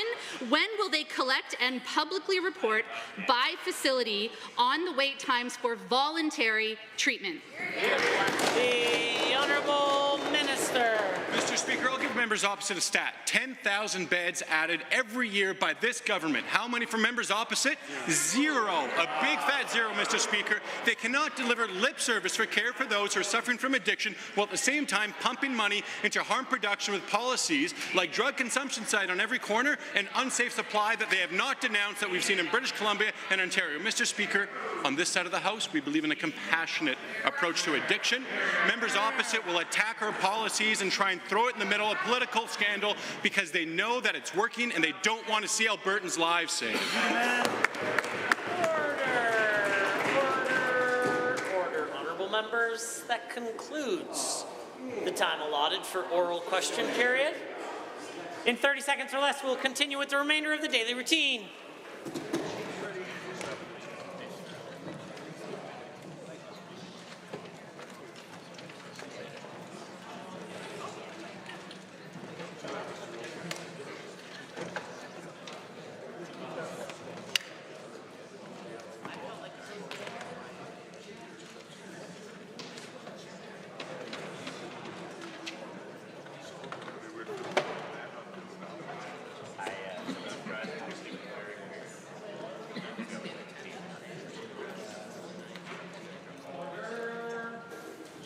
Order. Go ahead, Shen.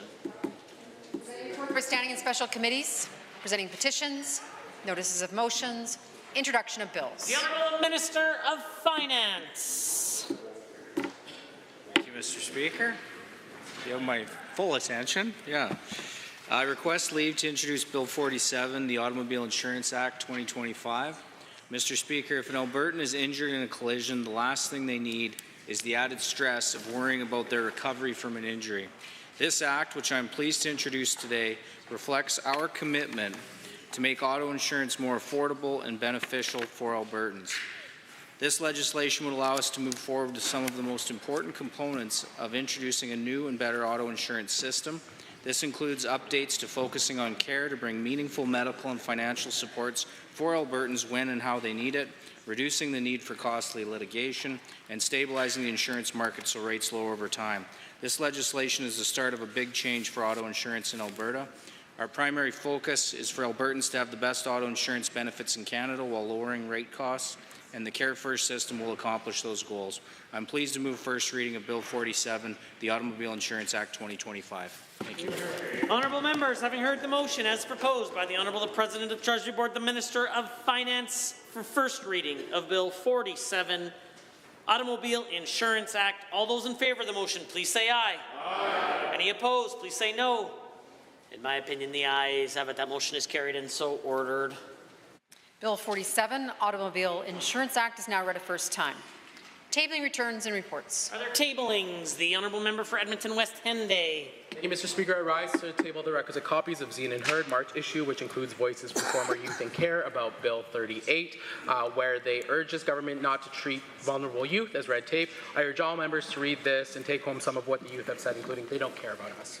The Honourable Member for Edmonton Highlands Norwood. Thank you. I've got a pile of emails, this time all from constituents who are urging the UCP government to reverse their heinous cuts to the Sexual Assault Centre of Edmonton. Thank you, Rosalie, Maddie, Jenny, Willie, Annette, Matthew, Katie, and Christina, and the hundreds of others who are writing from all across Alberta demanding the UCP do the right thing. Or the Honourable Member for St. Albert, followed by McClung. Thank you, Mr. Speaker. I have an article from the Gazette, March 20th, entitled Municipalities Want End to Oil and Gas Property Tax Loopholes by Brett McKay. And I've got a report from Inclusion Canada, June 2024, assessing the inequality of the market basket measure and measuring poverty for people with disabilities in Canada. Honourable Member for Edmonton McClung. Thank you, Mr. Speaker. I rise today to table 5 copies of the March 24th Calgary Herald article quoting the Premier asking U.S. administration officials to interfere on our Canadian federal election. Honourable Member for Edmonton Glenora. Thanks very much, Mr. Speaker. I have a story from the St. Albert Gazette. It was published elsewhere as well by Brett McKay. Alberta ERs closed for 34,400 hours in 2024. This is Alberta alone, Mr. Speaker. Are there others? The Honourable Member for Edmonton Whitemud. Mr. Speaker, I rise to table 5 copies of an email from my constituent Kimberly, who's very concerned about the cut to the Sexual Assault Centre funding, which is causing them to pause intakes and critical life-saving services. Are there others? The Honourable Member for Calgary Lougheed. Speaker, I'd like to submit the 5 requisite copies of the slide decks presented by virologist, vaccinologist, immunologist, microbiologist, radiologist, molecular and computational biologist, and pediatric neurologists, as well as emergency doctors, PhD scientists, physicists, mathematicians, and data analysts. All are passionate about improving life through data and research. They've all presented data at our injection of Truth Town Hall. The purpose of a tabling is so that we can read it, not that you read it to us. Are there others? Seeing none. The clerk? Tablings to the clerk, I wish to advise the Assembly that the following documents were deposited with the Office of the Clerk. On behalf of Honourable Mr. Long, Minister of Infrastructure, response to motion for return 16 asked for by Mr. Diol on November 18, 2024. A list of the current infrastructure priorities that have been identified by the Minister of Infrastructure and the Minister of Transportation and Economic Corridors, further to the objectives set out in the Premier's mandate letters to those ministers dated July 26, 2023 and July 11, 2023, respectively. Response to motion for return 18 asked for by Mr. Diol on November 18, 2024. A list of all amounts paid by the Ministry of Infrastructure to unsuccessful proponents of a procurement process involving a public-private partnership for an infrastructure project organized by year and by project during the period from May 1, 2019 to March 31, 2024. On behalf of Honourable Mr. Wilson, Minister of Indigenous Relations, pursuant to the Métis Settlements Act, Métis Settlements Appeal Tribunal Annual Report 2024. Honourable members, that brings us to points of order. And at 1:54, the Honourable Government House Leader rose on a point of order. Thank you, Mr. Speaker. I believe if you check your records, you might have 2 points of order around the same time, 1:54 and then one around 1:57. If you're okay with it, I'd like to just combine these, given that they're both against the same member. Please do. Thank you, Mr. Speaker. I rise in those points of order 23H, I, and J. At the time, the member from Edmonton Gold Bar was heckling the Premier during her answers, and the first heckle that I called the point of order on said, "Traitor," and in the second point of order said, "Holding you accountable for the betrayal of your country." Mr. Speaker, these are very egregious accusations coming from the member from Edmonton Gold Bar. I think language like this is wildly unparliamentary, and I would ask that the member apologize and withdraw and refrain from calling the Premier of Alberta a traitor. Well, the Leader of the Official Opposition. Thank you very much, Mr. Speaker. Now, Mr. Speaker, I listened carefully to the Government House Leader and his point of order. I will have to begin by saying I believe I was speaking at the time of this back and forth between the member, and so I did not hear it myself. But I would like to enter into the argument, Mr. Speaker, that should the language that the Government House Leader shared be accurate, and I do not have the benefit of the blues, I do think an argument can be made that this should be a matter of debate. It is absolutely harsh language, but it is a word talking about serious betrayal of trust or loyalty, often used in a situation of conflict or disagreement. In searching the Speaker's ruling database, I can find no case where this language has been ruled out of order in the past. I can only imagine that that is because we have never before seen behavior like this from any member of this chamber, let alone from the Premier. I did find in Erskine and May, paragraph 15, sub 14, the use of the word, but only in the context of calling for their arrest as an arch traitor, which the member did not call for anyone's arrest, which would be potential contempt. Instead, I believe that the Premier's behavior and actions have been inciting a huge volume of commentary outside of this chamber. The implications of her actions and what it means for national unity, the implication of her actions and how they can be interpreted, I think these are all a matter of debate. Now, whether that word can be brought into this chamber and it be parliamentary and add to the debate, I believe you will be setting precedent with your ruling here, Mr. Speaker. And so with that, I simply make the argument that I think this is a matter of debate. I just think the debate has never reached this level before, and I look forward to your ruling. I do have the benefit of the blues, and I am prepared to rule. However, there are other members who wish to make a submission, I would hear that now. Seeing none. Well, it is the rare occasion on which I can't hear the member from Edmonton Gold Bar.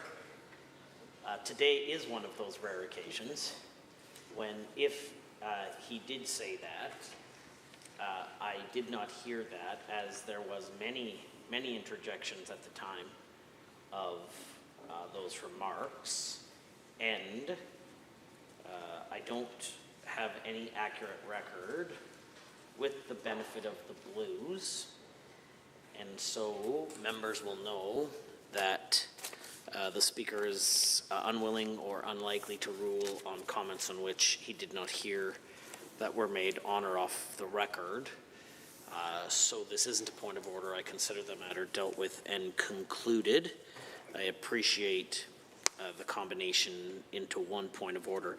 Having said that, at 2:07, the government House Leader rose on a point of order. Yes, Mr. Speaker, I did rise on a point of order.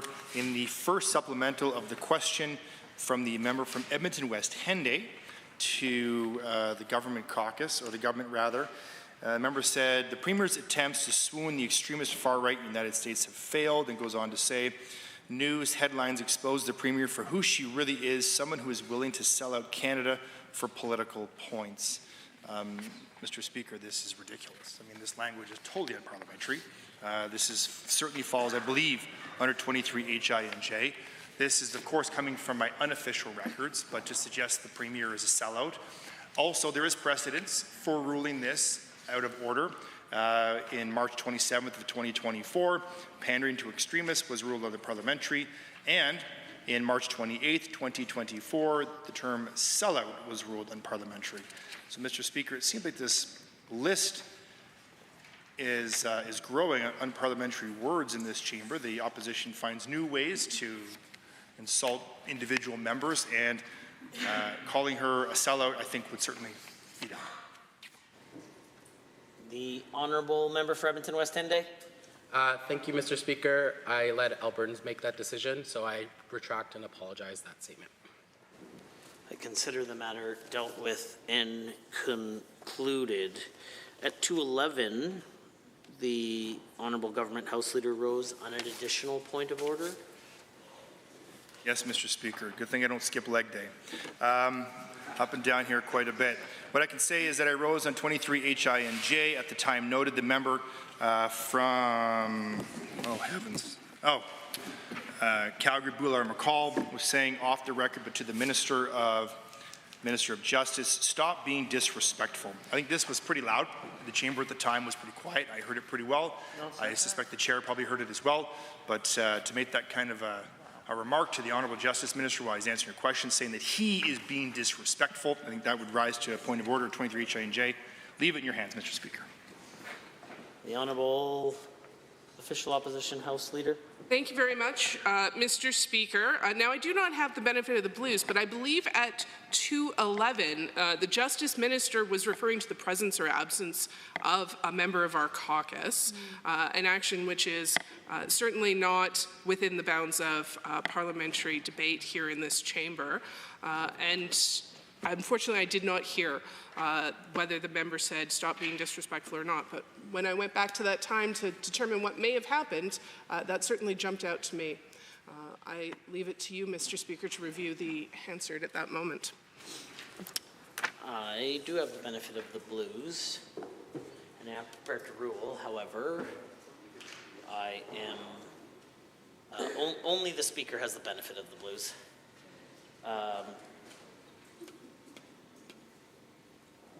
However, if there's any other submissions, I am willing to hear those now. I can confirm that the Honourable Minister of Justice said the following. I don't know where the member's been for the past 3 weeks.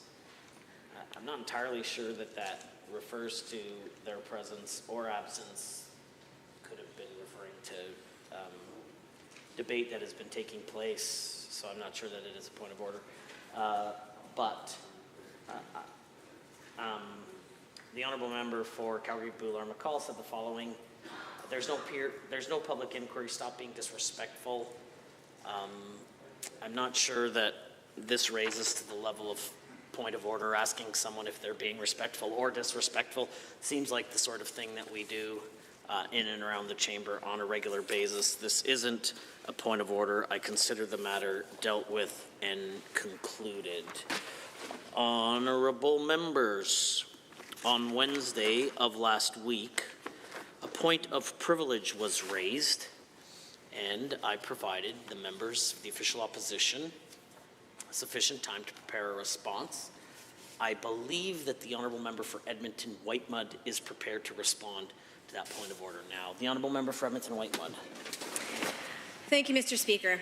I rise today to acknowledge, take accountability, and apologize for my inappropriate and unparliamentary conduct on March 18, 2025. On that date, I was extremely upset by statements made in this House. One of the most common forms of Islamophobia and anti-Muslim rhetoric is suggesting that members of the Muslim faith are terrorists or terrorist sympathizers. In my lifetime, my Muslim family, like many across the world, have felt the undeserved pain of being associated with terrorism due to horrific acts like 9/11 and on October 7th. And Canadian Muslims also face undeserved demands to constantly apologize for and distance themselves from acts by terrorists that are clearly heinous and not related in any way to their Muslim faith. It is deeply hurtful. I share this only to explain my emotional state on March 18th. It is not, however, an excuse for my behavior which followed. In my family, we talk about how each of us have jobs. The job of my kids is to learn and to make mistakes. The job of my husband and I is to teach them and to make mistakes. I teach my kids about speaking out against injustice, to not be silent when they see inequity or unfairness. But I also want them to learn that when you do speak out, you should not do it in a way that causes more unfairness or hurts others. And when you make a mistake, like I have done, you take responsibility for it. Mr. Speaker, my husband and children are here today in the gallery to see me take responsibility. I am accountable for how I responded on March 18th, and my response was inappropriate and unparliamentary. I acknowledge that I made the comments in the chamber and in the rotunda towards the member for Rimbey Rocky Mountain House Sundry, as quoted by the Deputy Government House Leader on March 19th. It was wrong for me to continue the debate with the member after the adjournment of the House by the Speaker and outside the chamber. It was wrong for me to use the insulting language that I used towards the member. My conduct negatively affected the decorum of this House and our work, and I apologize sincerely for doing so. I accept the member at his word that he felt threatened and impeded by me. Therefore, I accept responsibility for that and apologize for it as well. In closing, I take full responsibility for my conduct and submit this apology to both the member and to you, Mr. Speaker, for your consideration. Honourable members, the Honourable Member for Edmonton Whitemud has apologized, and as is typically our custom here in Alberta, on purported matters of privilege, an apology ends the matter. That's not to say that the Speaker provides no comment on such actions that take place in the Assembly, and I have a number of comments for the Assembly this afternoon. It is not impossible, notwithstanding the apology, that a contempt for the Assembly may have been likely, but a breach of privilege seemed unlikely. I would, however, like to add that if a prima facie case breach is found on a matter of privilege, the Speaker is well within their right and would retain the latitude to entertain a motion to refer the matter to the Standing Committee on Privileges and Elections, Standing Orders and Printing, despite it not being the traditional precedent of the Assembly. For clarity's sake, should the Speaker find a matter of privilege in the future, the Speaker ought to take into consideration that apology, should it be made, and may still consider a matter of privilege and send such privilege to the Standing Committee on Privileges and Elections, Standing Orders and Printing. With that said, in the case of the member for Edmonton-Whitemud, I do accept the apology and consider this matter having been dealt with and concluded. Before we proceed, I have further commentary to add that I would like the Assembly to consider in this matter. It should be known that I am aware of what was said in the Chamber following the adjournment of the Assembly on March 19th, 2025, as acknowledged by the member for Edmonton-Whitemud and heard by members of the Assembly. Those comments are more than a little concerning. This type of language is entirely inappropriate in any workforce or workplace, and certainly is unbecoming of the member. The Honourable Member for Edmonton-Whitemud and I are both parents, as was on display here in the Assembly, and I hope that today can be a lesson that all members will learn from. Well, I have no direct knowledge of what was said following the adjournment. If these statements were true, the conduct would be an egregious breach of parliamentary decorum, and the language should be considered the most unparliamentary. This sort of behavior ought to be condemned in the strongest possible way and has no place in our workplace in the Assembly or anywhere in the precinct. I am disappointed in the member's conduct, but I appreciate the fulsome apology that she has made today. Other members might be well served to take note of the sincere apology that was made today by the Honourable Member for Edmonton-Whitemud, and I hope that it impacts her conduct in the future. With that said, over the past 24 months, there has been multiple occasions where members' conduct has been called into question, and members on both sides of the Assembly have at times felt unsafe in their workplace. Furthermore, there have been additionally deeply concerning workplace interactions involving other members that have happened around the precinct, and that in some cases, these incidents may be described as workplace harassment. I believe members should be held to a higher standard. I am convinced that we must take strides to address such poor conduct as we saw here and that followed last week. I am not certain that the comments and behaviors, such as the ones that are under scrutiny today, are best dealt with through the mechanism of a question of privilege. It should be known that most parliaments across Canada have conduct codes dealing with member-to-member issues of workplace interactions. Alberta, however, does not. So in treating this as an ongoing and serious matter, I am calling a meeting of the Standing Committee of Member Services on April 15th to discuss the matter of Member Code of Conduct. In the meantime, orders and decorum ought to be at the very top of mind for all members of the Assembly. I consider this matter dealt with and concluded. Orders of the day, orders du jour. Public bills and orders other than government bills and orders for third reading. Bill 206, Child and Youth Advocate, Parent and Guardian Liaison, Amendment Act 2024, Mr. Sear. The Honourable Member for Bonnyville-Cold Lake, St. Paul. Thank you, Mr. Speaker. I am proud to rise today in this chamber to provide opening remarks for the third reading of my private member's Bill 206, the Child and Youth Advocate, Parent and Guardian Advisor Amendment Act of 2024. We rarely see a private member's bill reach this stage, and I am deeply honored to see it through up to this point. This is the second time one of my private member bills have reached this stage. In 2027, my Bill 202, the Protecting the Victims of Non-Consensual Distribution of Intimate Images Act, another important bill for Alberta children and parents, ensure that Alberta has sufficient laws to support the place of victims of cyberbullying and their families. I worked closely with many stakeholders, members of my caucus, and the members of the NDP government, and we passed that important legislation. It resulted in me becoming the only Wild Rose MLA to have my name on a piece of legislation that actually ended up becoming law.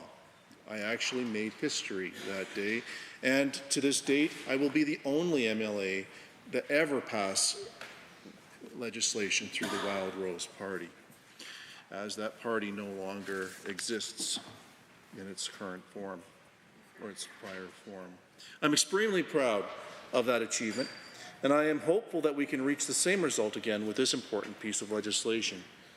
Madam Speaker, I have always felt especially motivated to protect families, and I believe I am honoring this commitment with my private member's Bill 206, the Child and Youth Advocate Parent and Guardian Advisor Amendment Act.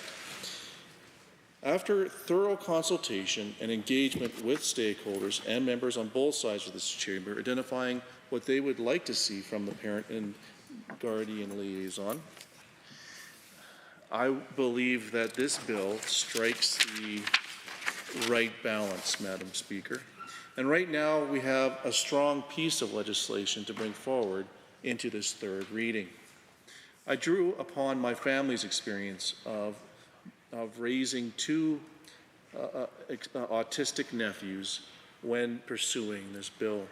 I've seen their parents struggle to find useful resources and government programs that could meet the unique needs of my nephews. Programs designed to support children and parents rather than creating more burdens on already challenging lives with endless bureaucracy and red tape. Passing Bill 206 would create a centralized advocacy resource within Alberta's Office of the Child and Youth Advocate, which parents and guardians could use to navigate these types of challenging situations. This parent and guardian liaison would ensure that parents and guardians have the knowledgeable, supportive, and independent advisor to help them understand their rights and connect them with important resources. Parents could receive support and guidance with the education of their children, custody disputes, adoption, and other important issues.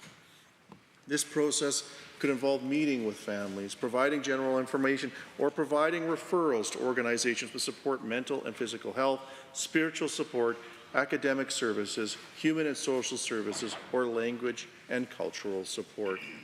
This liaison could help families to nurture, to guide their children while fostering an environment of conductive ability to be able to grow.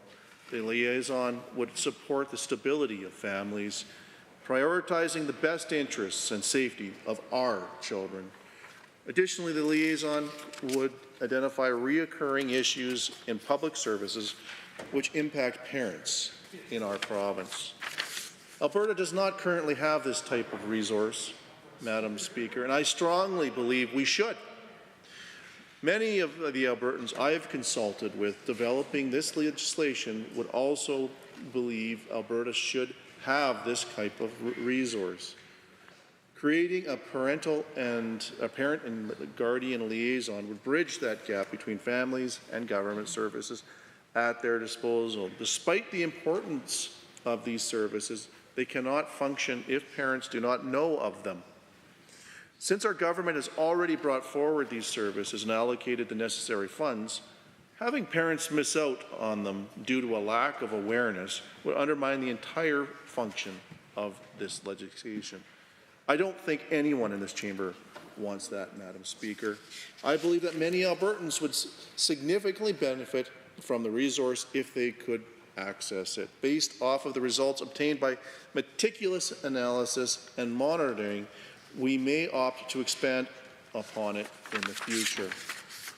To support the government's commitment to transparency, the liaison will prepare a comprehensive annual report to the Child and Youth Advocate on their activities and highlight systemic barriers identified affecting their families and our children. This would additionally ensure that the consistent improvement of our government services over time.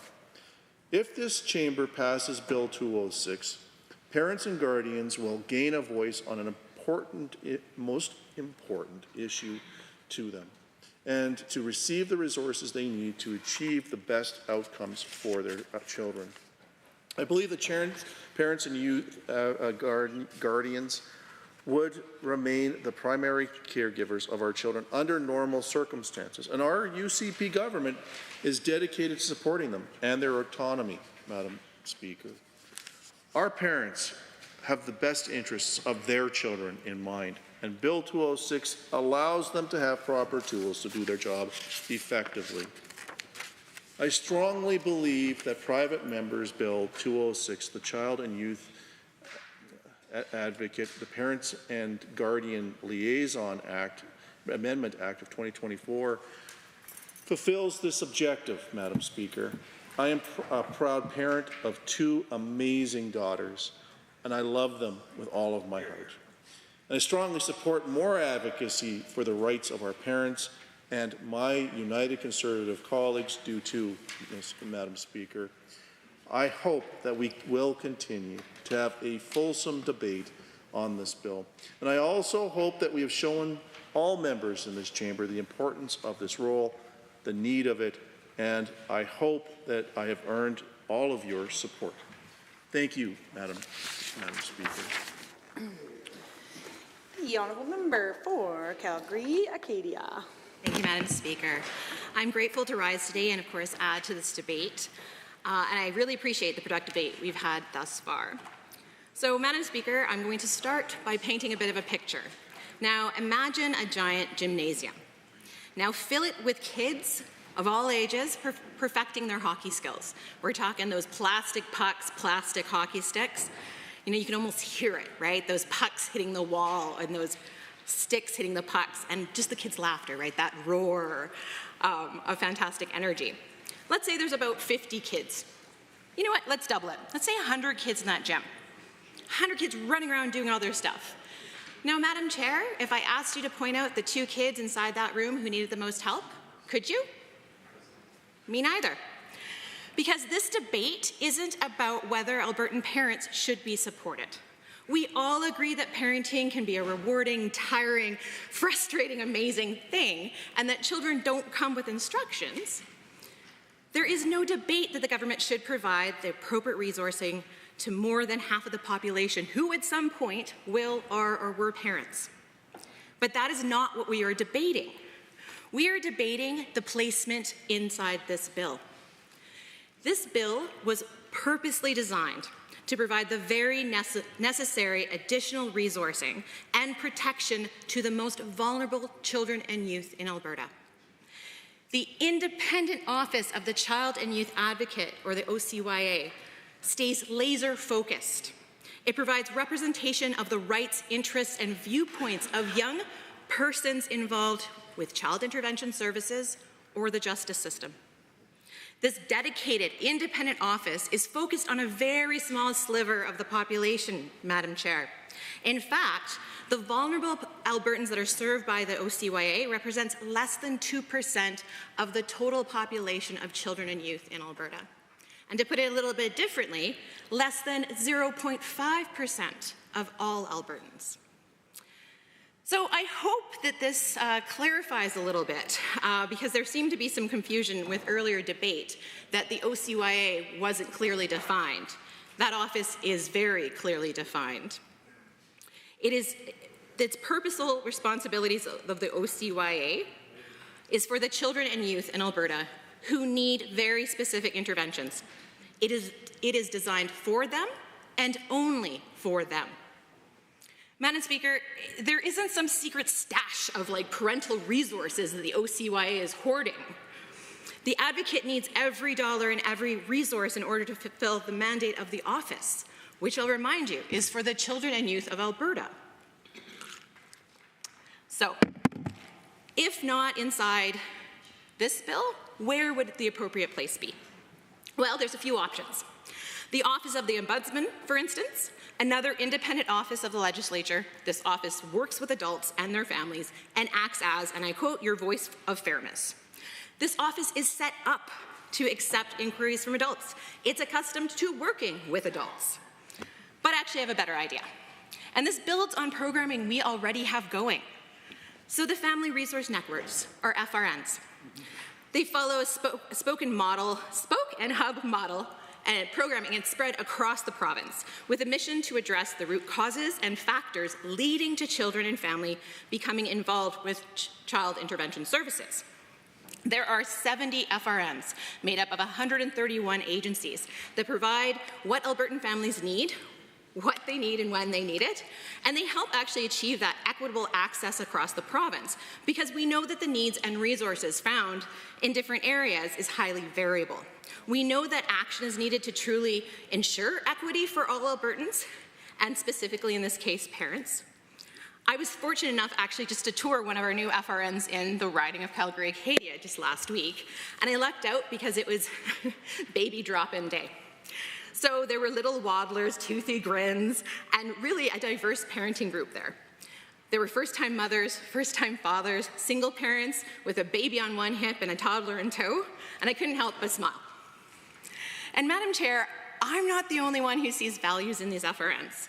They have been incredibly well accessed for Albertans across the province. In fact, in the last year, in 2023 to 2024, the participant numbers increased over 60%, Madam Chair. That's 6-0. The beauty of the FRNs is that they serve everyone, and they adapt their offerings to fit what the community needs. So if you're curious about what it is that Albertans access with the FRNs, let me share. So the largest populations served by them are children under 5 and parents or guardians over 21. The most common area of concern is parenting. The most popular programs are parenting programs. Young parents, new parents, single parents, immigrant parents, you name it. So it's really quite obvious that the FRNs are supporting thousands of Albertans. The numbers from last year show over 128,000 Albertans access them. And even from what we've just discussed, it's obvious that these FRNs are very capable and are actively providing the necessary resources to Albertan parents. So now I want to pull you back to that gymnasium, that roar of noises with those 100 kids running around freely playing. Can you hear the two distinct voices now? Yeah, still, me neither. Madam Chair, this bill will cause harm. The whole idea relies on one independent office increasing its workload 98% without a single dollar increase. And somehow, it's supposed to then still provide the same support. This proposed bill takes away specialized life-saving resources from fewer than 0.5% of Albertans. And they just take those resources and sprinkle them over millions of other Albertans, while we hold our breath asking an independent office to juggle the needs of their priority, which is children and youth in Alberta, while dealing with the onslaught of parents looking for resources that do not exist in that office. This bill will not provide resources to empower parents. This bill is not, and I quote, better than nothing, which was shared by the member who brought this forward, which is a fantastic idea, but does not live here. This bill will cause harm. This bill will not help parents get informed. This bill will not provide resources to all parents. This bill will not provide access to specialists. If that was the goal, that is in health care. The budget. And the budget that we just spoke about. This bill is going to cause harm. And so I ask everyone to just consider stopping this bill now. And I ask that we work together to find a solution that will actually serve Albertan families. But more importantly, a solution that will not cause harm to Albertans who have seen far too much already. I hope everyone votes against this. Thank you. Any other members to join the debate? The Honourable Member for Granite Prairie, Wapiti. Madam Speaker, I'm extremely happy to rise in support of this bill proposed by my esteemed colleague from Bonnyville-Cold Lake, the Child and Youth Advocate, Parent and Guardian Advisor, Amendment Act 2024 of the third reading. I think parents and families across Alberta will appreciate the contents of this bill. I believe that the bill before us reflects the members' ability to find issues of common agreement and work with those differing opinions to make improvements to Albertans' quality of life. Nearly a decade ago, this same member sponsored Bill 202, Protecting Victims of Non-Consensual Distribution of Intimate Images Act. That legislation empowers Albertans who have fallen victim to non-consensual Intimate Imaging Act distribution and claim monetary damages. That bill passed unilaterally with the support from both sides of the aisle. I hope that once again we will get to the same result today.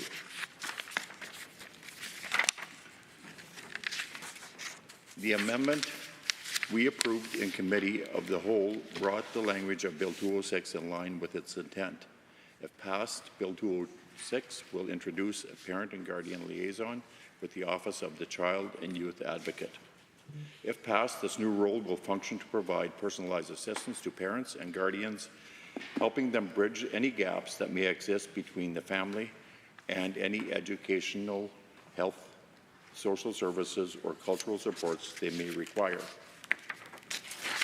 The person in this role would also report annually on the systematic barriers they identify through their work.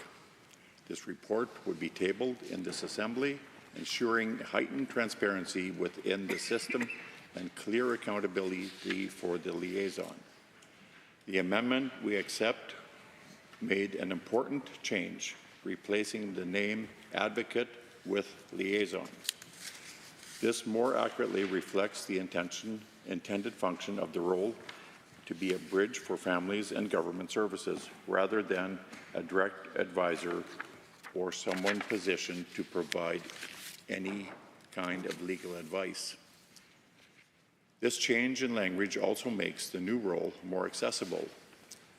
The word liaison is more easily understood by parents and families, making the role more approachable and removing potential confusion. With liaison replacing advocate in all relevant sections of the bill, it should be clear that this role would be a neutral connector rather than providing professional or legal advice. The amendment also removed section 15.63b from the proposed act. As originally drafted, this section could cause some confusion about the liaison's degree of involvement in educational programs. With this section removed, the Act is clear that the liaison will connect with families to educational supports via referrals. This is an important change because the direct involvement implied in the unamended Act would duplicate the role of educational professionals, which was not the original intent of the bill. Bill 206's original goal was to create a role with a streamlined and clearly delineated set of responsibilities. I am glad to say that this bill accomplishes this, and I encourage all my colleagues on both sides of the aisle to vote in favor of this bill. The final changes made in Committee of the Whole added flexibility to the implementation of Bill 206. The change of the coming into force date to on proclamation instead of the original fixed timeline of 3 months after royal assent gives the Office of the Child and Youth Advocate greater flexibility to ensure the necessary infrastructure, hiring, and procedures are in place before the liaison role is launched. This change reflects a commitment to doing things right instead of rushing the implementation. Taken together, these changes streamline, clarify, and strengthen Bill 206. Let me reinstate again that the liaison created by this bill would have a tremendous amount of value, Madam Speaker. Parents are the greatest champions of their children. They face an enormous amount of pressure on our modern environment. The role of parents is one that the United Nations recognizes. The UN Convention on the Rights of the Child reads parents or as in the case may be, legal guardians have the primary responsibility for the upbringing and development of a child. Our government wants to support parents in that critical role because families are the cornerstone of our society and children are its future. I am proud to say that this is exactly what Bill 206 aims to do. The value of having the liaison between parents and the confusing of supports and services which our government should be clear to all parents. Raising a child is a responsibility that is steep enough, that's a steep enough learning curve as it is without any additional wading through government systems and bureaucracy. I'm happy to support Bill 206 at third reading because it further empowers parents through the difficult process. If we vote in favour of third reading, all of the strengths of Bill 206, which I have referred to, will assist parents. I'm confident that if this chamber passes the bill at third reading, it will go a long way to ensuring families will have the access to support. Thank you, Madam Speaker. The honourable member for Edmonton West Henday. Thank you, Madam Speaker. The Office of the Child and Youth Advocate provides invaluable support in our province when it comes to our most vulnerable members, children and youth. This government has demonstrated time and time again that it is not interested in assisting vulnerable Albertans in our communities. We see the rise of deaths of children in the care of the government. We saw attacks on a minority of children and youth in this province when this government issued its misguided anti-trans, gender diverse, and two-spirit children and youth legislation. The collective global community has seen this type of law and policy developed in other democratic jurisdictions in the West, and we are shocked but not surprised that this government of anti-facts, anti-inclusion, and quite frankly, lacking any basis in reality, would start occupying the field and taking away the rights and freedoms of Albertans in Alberta in such a magnitude. But I digress, Madam Speaker. This bill does nothing but create a conflation of the role of the Office and Child and Youth Advocate. It provides a referral service to parents and guardians, and thereby changing the very nature of this office. The OCYA was not created to provide support to parents or guardians. It is to provide a voice to all children in this province, but most importantly to kids in care that are wards of this government's care. I challenge the members sponsoring this bill to explain in this House and to Albertans what rights parents and guardians do not already have enshrined under law. We just heard the member opposite speak exactly of this. I think it is quite disingenuous to reframe the Office of the Child and Youth Advocate, which is already doing good work, including making numerous recommendations to the government to implement. And what is this government doing with respect to these recommendations from the OCYA? Let me tell you, this government is failing in implementing any of the recommendations from the OCYA. This is unconscionable. There have been mandatory reviews into child deaths as old as 2019 from my research that remain in limbo because the ministry has indicated they will no longer provide further updates. And there are well over 20 recommendations coming from the OCYA that remain delayed with an excuse of being, quote, delayed due to the provincial election, end quote. Madam Speaker, the election was almost 2 years ago, and this government has not moved fast enough to address these recommendations, which also include the ongoing opioid epidemic, which is taking many lives of children and youth, especially those in care, especially Indigenous youth. Instead, it has backbenchers throwing together bills to change the very nature of the OCYA away from its original intent, away from protecting children and youth, and to bring a voice to children and youth in this province. Madam Speaker, I'm tired of standing in this House and reminding this government that my people are dying. Our kids are dying. And instead of addressing the very excellent recommendations being made by the OCYA to address this crisis, they are instead playing politics with this bill. They are not addressing any of the issues that presently exist. And who is going to suffer because of this? Children and youth in this province, Madam Speaker, Indigenous children and youth, as they always have because of every successive Conservative government and their intentional ignorance of the needs of children and youth, but particularly of Indigenous children and youth in this province. This bill is no different.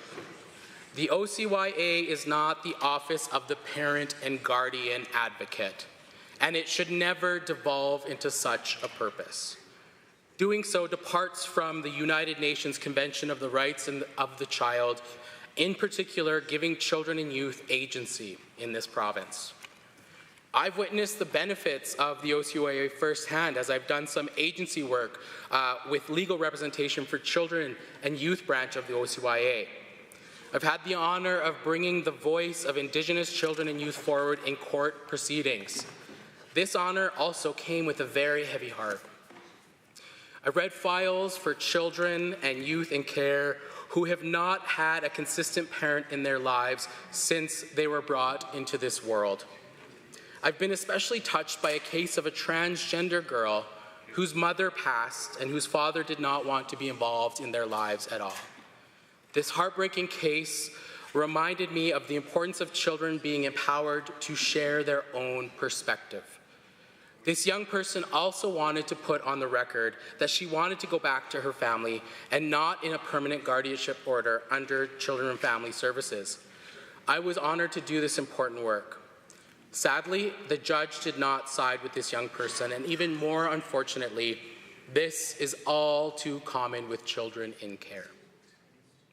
The system is broken, and the members opposite want to further exacerbate these problems instead of actually fixing or solving some of these crises. I advocated for this young girl and shared her perspective and not the perspective of her father, who had no concern for her at the time, because he had the agency enough to say no to the court, and the court respected it. He did not need the OCYA to advocate on his behalf, and I'd argue to this day does not require the OCYA to argue on his behalf.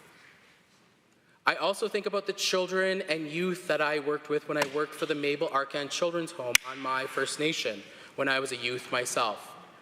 I think about the very special voice that they had, the unique experience that they have gone through, and the legal representation that they had every step of the way. Every single time one of them got a home visit, they were elated. They got to see their kin, their blood, their grandparents, or their mom and dad.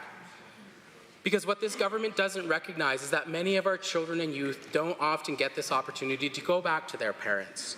Like the transgender girl who did not have her own parents that would take her in, or those children and youth who have tragically lost their lives to this government's ineptitude with dealing with the opioid crisis, which is disproportionately affecting Indigenous children and youth. So what will this advisor do to help these children and youth? Because certainly the current guardians aren't resourced well enough either. But we all know this government does not care about their well-being either. To vary the responsibility of the advocate is reprehensible and demonstrates to children and youth in this province that their voices do not matter. This side of the House will continue to stand up for the rights of children and youth in this province because this bill demonstrates that the side of the House, that one, is only interested in ignoring the real issues of Albertans while pushing an ideological agenda and sending dog whistles that reflect nothing but disdain for the most vulnerable members of our society. It is also an overreach of this government into the lives of Albertans, which this government is very good at doing as of late. But let's also talk about the brass tacks here, because we know that this government acts but does not think things through before opening Pandora's box. What money has been allocated with respect to this work? We already know that the advocate is sorely underfunded. Again, this government says they can walk and chew gum at the same time, but I say they can do neither effectively, because clearly they've put zero thought into what this overreach, this private members bill will cost Albertans. I'd ask the sponsoring member to speak to how this change will not create a spend from Treasury with respect to the costs associated with this new parental advocate through the OCYA. This bill is creating new offices, new responsibilities, and new needs that the OCYA is already struggling with. I need to ask again why. Why is this government so intent to create havoc when there are next to no Albertans asking for these changes? It is shameful for this government to first go after transgender, diverse, and two-spirit children and youth, and to now fetter and effectively take away the voices of children and youth by inserting UCP ideology of UCP ideology into the Office of Child and Youth Advocate by creating a parent and guardian advisor. This is an unnecessary bill, and there are numerous gaps that still need to be filled in before this bill should be passed.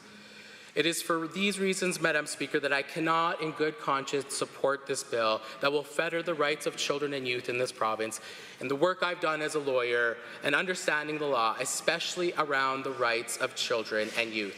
This bill is a dangerous step in the direction of removing the agency of children and youth in this province. I would urge the members opposite to rethink why this government is so concerned with removing the rights of some of our most vulnerable members of society. Children and youth deserve good representation. This bill does nothing more than water those rights down, if not effectively removing them altogether. Thank you, Madam Speaker.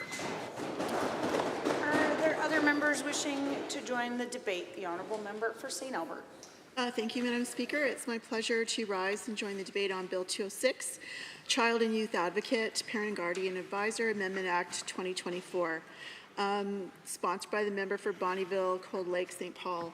So now in the comments when the member stood up and sort of reminded the House of the purpose of this particular private member bill, he mentioned the inspiration for this work, and the inspiration was, I believe, if I'm not mistaken, it was family members that were raising two children on the spectrum, on the autism spectrum.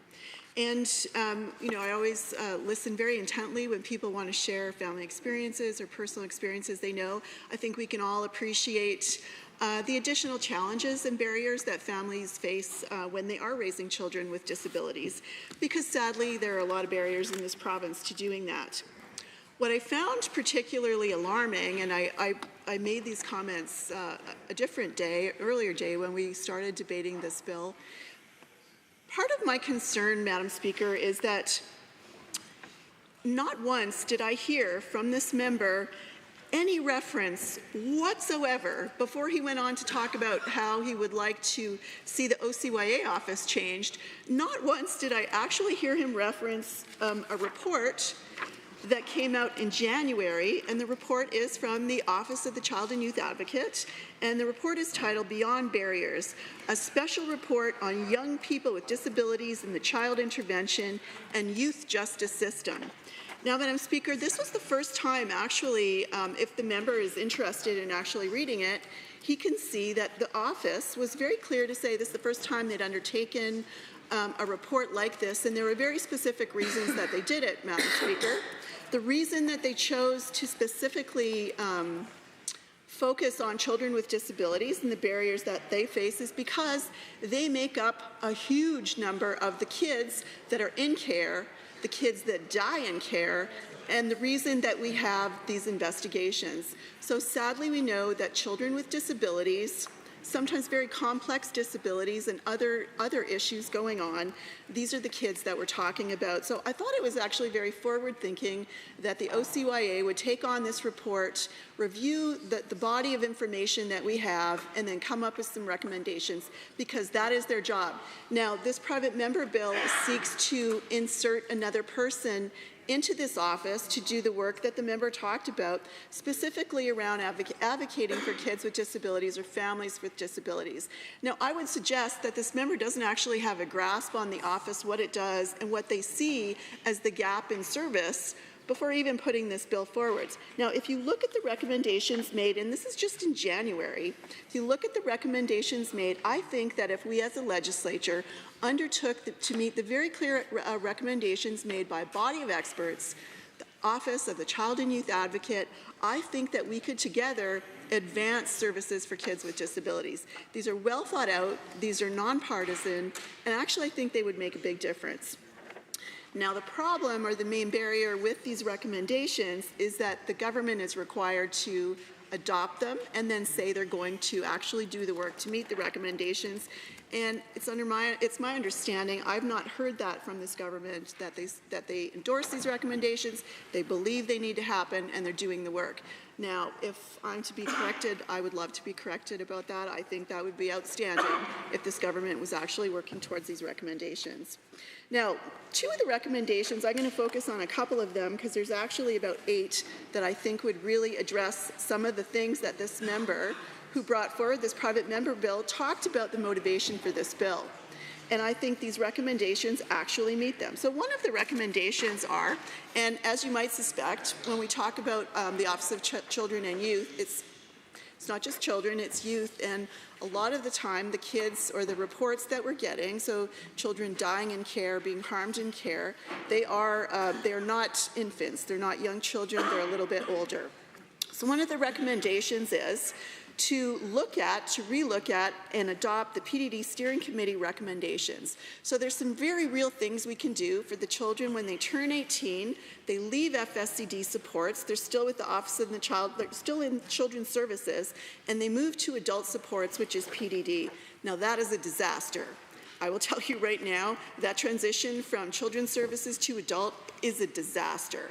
Very often people fall right off the map. They don't get any supports at all. So we've invested all of this money and time on intervention and installing supports and bridging services, and then they turn 18 and poof, it's gone. So these recommendations actually address a lot of that.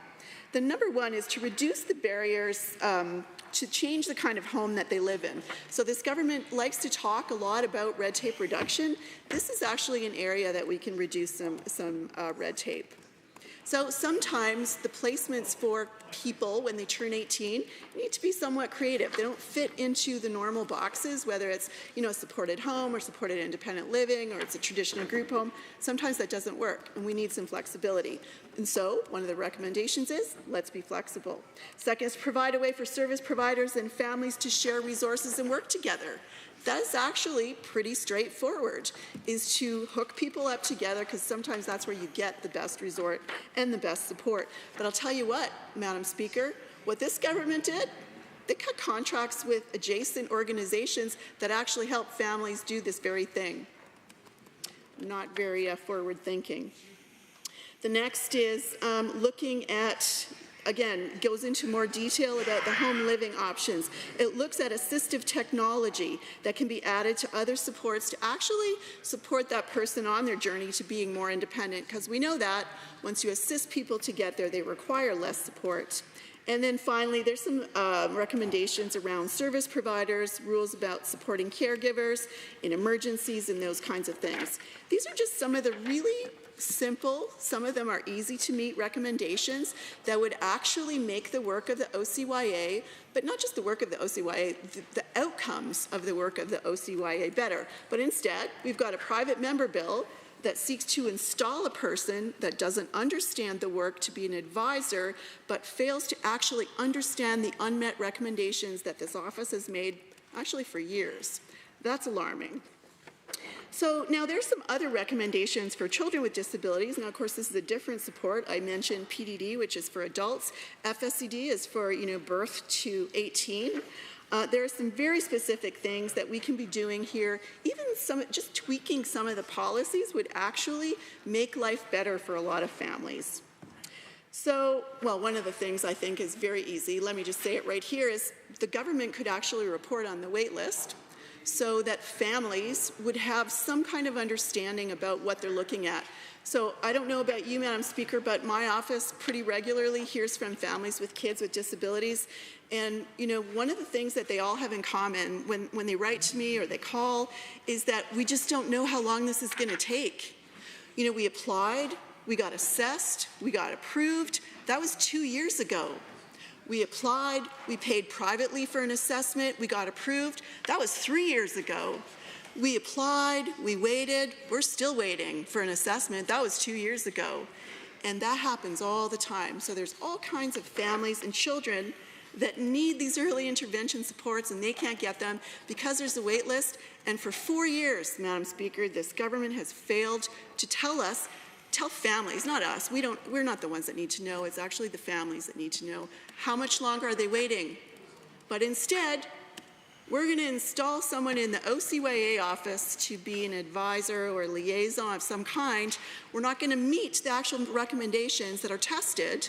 They're based on data, they're based on science that tell us if we do these things, life will get better for children and youth. Instead, we're just going to devise our own system and plop someone into the office and yeah, things will get better. Well, they won't. They won't get better because some of the basic things to meet the needs of children with disabilities and adults, well, over 18 with disabilities, have been very clearly identified by experts.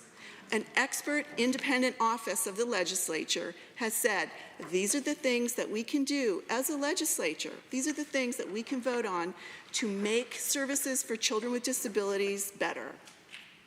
Some of them are very simple, some of them are not. Some of them require a bit of a commitment and an investment, but there are some things that are very simple. And I would suggest starting with some clarity with the Alberta people to say, look, we have this many people applying for this much money of support, and for 4 years we've been unable to meet that need. We now have, 8,000 people waiting for service. I hear there's 12,000 families waiting for assessment, but nobody knows, so the speculation will continue because nobody really knows how many children, whether they're on the autism spectrum, whether they have cerebral palsy, whether they're born with some kind of brain injury, we don't know. Are there others to join the debate? The Honourable Member for Edmonton Southwest. Thank you, Madam Speaker. It's my pleasure to rise and contribute to the debate on Bill 206, Child and Youth Advocate, Parent and Guardian Advisor Amendment Act 2024. I often say this, Madam Speaker, that I am reminded every day that we have a tremendous opportunity, all of us in this House, to make a difference in the lives of Albertans. But it does come down to the details, Madam Speaker, the devil's in the details, so to speak. So let's talk about whether what this government is proposing, and in particular the private member who has brought this legislation forward, actually helps Albertans. While the bill is well-intentioned, it also shows that there isn't an understanding of the role or work of the OCYA or the needs, frankly, of many young people in care or the needs of families. Because rather than addressing perhaps underfunding for families with children who need intervention supports or youth in care, or properly address some of the underfunding in education or youth mental health or gaps in youth mental health care, what we're seeing is something that doesn't really do very much for those that it purports to support. The reality is that the structure that the UCP is proposing doesn't work. Ironic, perhaps, because it ultimately doesn't empower parents. What this bill does do is it, in fact, weakens the office of the Child and Youth Advocate. And ironically, we've seen precipitous underfunding and cuts to this specific office. So while the bill talks about wanting to strengthen the work of the Office of the Child and Youth Advocate, it actually weakens it. It creates further confusion. And oftentimes when I rise, Madam Speaker, I like to talk about patterns. I like to talk about patterns that I often see from this government, and this is no exception. What we're seeing actually is that this government likes to signal that they're doing something when in fact they're not doing anything at all to improve lives for families or strengthen children's rights. Often what I see is a tactic of what I like to call divide and confuse, carving out functions and creating positions and sort of recreating particular existing structures to distract from really the incompetence of this government. And we've seen that in healthcare. We're seeing that with this particular bill. I should point out that what this bill does do is it creates an additional burden of the Office of the Child and Youth Advocate, an office that is responsible to the most vulnerable Albertans, and whose guardian is the government themselves, oftentimes. So think about it. The OCYA is supposed to be an independent advocate to hold government accountable to ensure that children in care or receiving supports from the government are properly cared for, their needs are met. It is so important, Madam Speaker, and this is the original intent of why the OCYA office was set up, and that is to ensure that the office remains independent. But what this bill does is it blurs the line. There is no question, on this side of the House, we agree that parents need more supports. But by tinkering with the structure of the Office of the Child and Youth Advocate is not where this advisor role should live. In fact, I guess my question to the member who has brought forward this bill is, why did the government decrease the budget of the Advocate's Office, hampering their ability to do their work? And my second question is, why is the government not providing funding for organizations in the community that already do the work of wayfinding and supporting parents and advising parents, and that is the Family Resource Network. So we're seeing, and I'll quote from a CBC article because I think this is quite telling, a record, and I quote, the headline of this CBC article, it goes, quote, as more Albertans turn to free family and community programs, operators say funding hasn't kept up, end quote. And in the article, it further says that they have seen, particularly family resource centers, an increase of 63% within 1 year of accessing services across the province, from 78,700 points of service to 128,300. And so the reality is that there are organizations already doing this work, but they're not receiving the funding that's needed. Madam Speaker, I have a lot to say on this particular bill, but I want to give my colleagues an opportunity perhaps to also make some comments.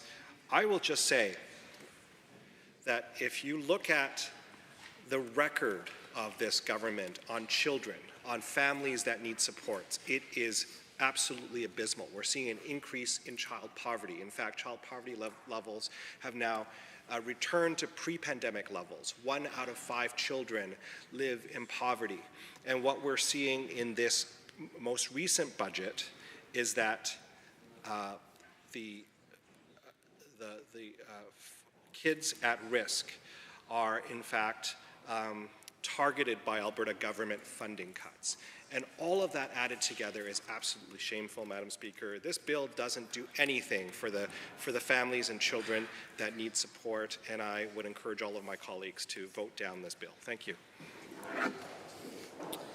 Any of the members to join the debate? The honourable member for Calgary, Buffalo, and then Calgary Fish Creek. Thank you very much, Madam Speaker, for the opportunity to briefly, and I will only say a few words, and I won't take very much time so the member opposite can have an opportunity to also address this bill.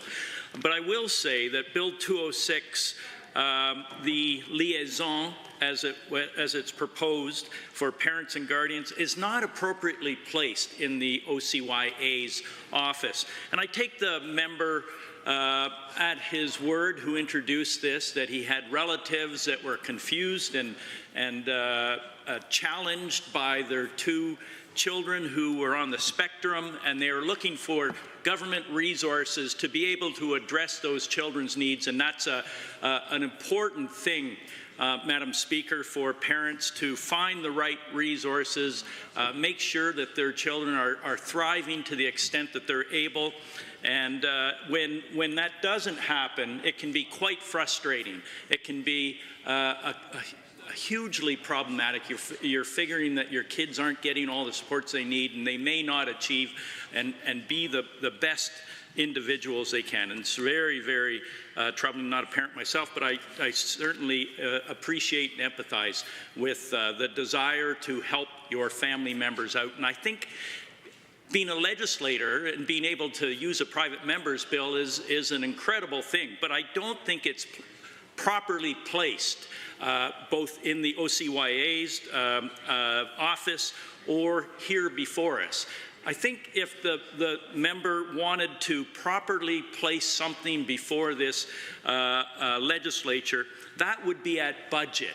That would be trying to get his colleagues across there to invest more in the, say for instance, the FCSS program, a program that has hundreds and hundreds of programs through agencies throughout the province that it supports at $100 million.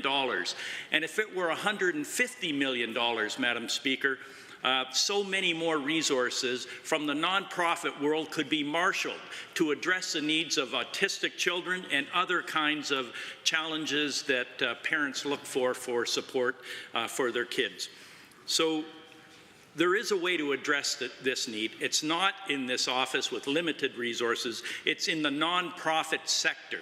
And the nonprofit sector can flex and address and do so many things, and we're so proud of our nonprofit sector in this province. On the health side, on the preventive social services side, on the community support side, all of that is there, Madam Speaker, and I just wish the member would have focused his attention on trying to get more resources in that area for parents, for families. It would make a great deal more sense. And if we look to just some of the duties that this liaison, as proposed by the member, will be responsible for, the duties of a liaison: provide information and assistance and referrals and to families for the purpose of improving well-being of children. Well, that's already done through many agencies throughout this province. And if they had more supports through the FCSS and other kinds of investments, either through the children's ministry or other ministries that support families, more of that could be done. Another duty identified by the member is assist families with respect to education programs offered at schools as defined by the Education Act. Again, you know, there are huge numbers of agencies in our communities and in our rural areas that are supporting parents right now doing those things. If they had more supports, they could do more. Another duty is identify systemic barriers with respect to government programs. Yes, we need to do that. We need to identify how to improve the programs and services that governments provide, this government provides, and that doesn't need to be an internal person within the OCYA office. It is done all the time, and my colleague from St. Albert talked about a report already done. Some of the functions, again, functions that are already in the community, functions like meet with families and understand the unique needs of each family member, provide information, assistance. Well, we have I think there's about 8,000 social workers registered throughout this province. They do this every day, Madam Speaker. And if there are challenges with the coverage of those social workers and other professionals throughout the province, then maybe we need to see parents through nonprofit organizations step up and provide greater coverage, provide greater advocacy, go for grant funding to make sure that those programs exist in other parts of the province as well that aren't well covered. Make referrals to organizations, programs, services. Again, Madam Speaker, I don't know why this needs to be in an OCYA office. It's done all the time in our province, all the time by mental health professionals, by social workers, and by others. And the other two functions here of that person, as reported by the minister, to report to the advocate, again, about any systemic barriers, and then to perform other functions as prescribed in regulations. Madam Speaker. I don't want to belabor the fact that I think that this is a good idea, but not in the right place. Member, I hesitate to interrupt, but the time has come for the mover of this bill to provide 5 minutes to close the debate. The Honourable Member for Bonnyville, Cold Lake, St. Paul. Thank you, Madam Speaker. I rise today to provide the closing remarks for the third reading of my private member's Bill 206, the Child and Youth Advocate Parent and Guardian Liaison Amendment Act of 2024. I'd like to thank everyone who has helped me bring Bill 206 to the stage over the course of these last 12 months, including all members from both sides of this chamber and the stakeholders who've sat down with me to make this bill a little bit better. Thank you to my dedicated constituents who have also provided important feedback to me on this and the many other important issues. They allow me to continue to do my important work in this House. I want to thank the staff of the UCP, and I want to thank the Minister of Children and Family Services Office, in addition to the Minister himself, for all of their constructive feedback and dedication on this file. Of course, Madam Speaker, I would like to also thank my family for their valuable insights and support of me. If not for them, I wouldn't be here in the first place. This includes my wife, Megan, and my two daughters, Amelia and Charlotte. Of course, I'd also like to thank my sister, Melanie, and my brother-in-law, Ben, and my two nephews, Matthew and Caden, that have inspired this legislation, and now we hope to become law. I'm extremely proud and thankful for all of you. The challenges finding available supports for these two amazing young men led me to question how, if we can be improved. I sincerely believe we can. My sister and brother-in-law are not the only one.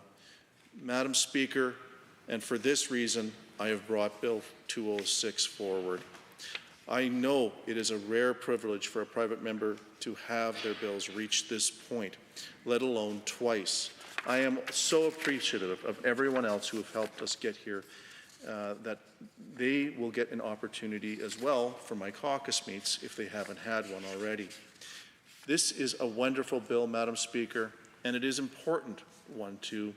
This bill, if passed, will fill a clear need for Alberta parents and guardians to create a centralized advocacy resource for them, and the resource that does not currently exist. This resource would act as an invaluable liaison to ensure parents and guardians seeking help can turn to any government service available to them. The parent and guardian liaison would help support families in numerous ways that would help guide them through the difficult but rewarding journey of raising children too. They would also contribute to continuously improving the government services, and Alberta's parents and guardians rely on all of them. In addition to transparency and accountability by mandating the delivery of this comprehensive annual report to the Child and Youth Advocate on their work, they will be improving our entire government system. I firmly believe that Alberta parents and guardians deserve a strong voice, and Bill 206, the Child and Youth Advocate, Parent and Guardian and Liaison Amendment Act 2024 provides that strong voice, Madam Speaker. I believe that is so valuable, it will grow and expand into something into the future that we, as parents and grandparents, will be able to really benefit from. This has been a very enlightening and engaging process to bring this important piece of legislation to this chamber and Albertans, Madam Speaker, and I genuinely hope for support from all members in this House. Thank you, Madam Speaker. I close the debate. Honourable members, all those in favour of the motion for third reading of Bill 206, the Child and Youth Advocate Parent and Guardian Liaison Amendment Act 2024, as proposed by the Honourable Member for Bonnyville, Cold Lake, St. Paul, please say aye. Aye. Any opposed, please say no. No. That is carried. A division has been called. Ring the bells.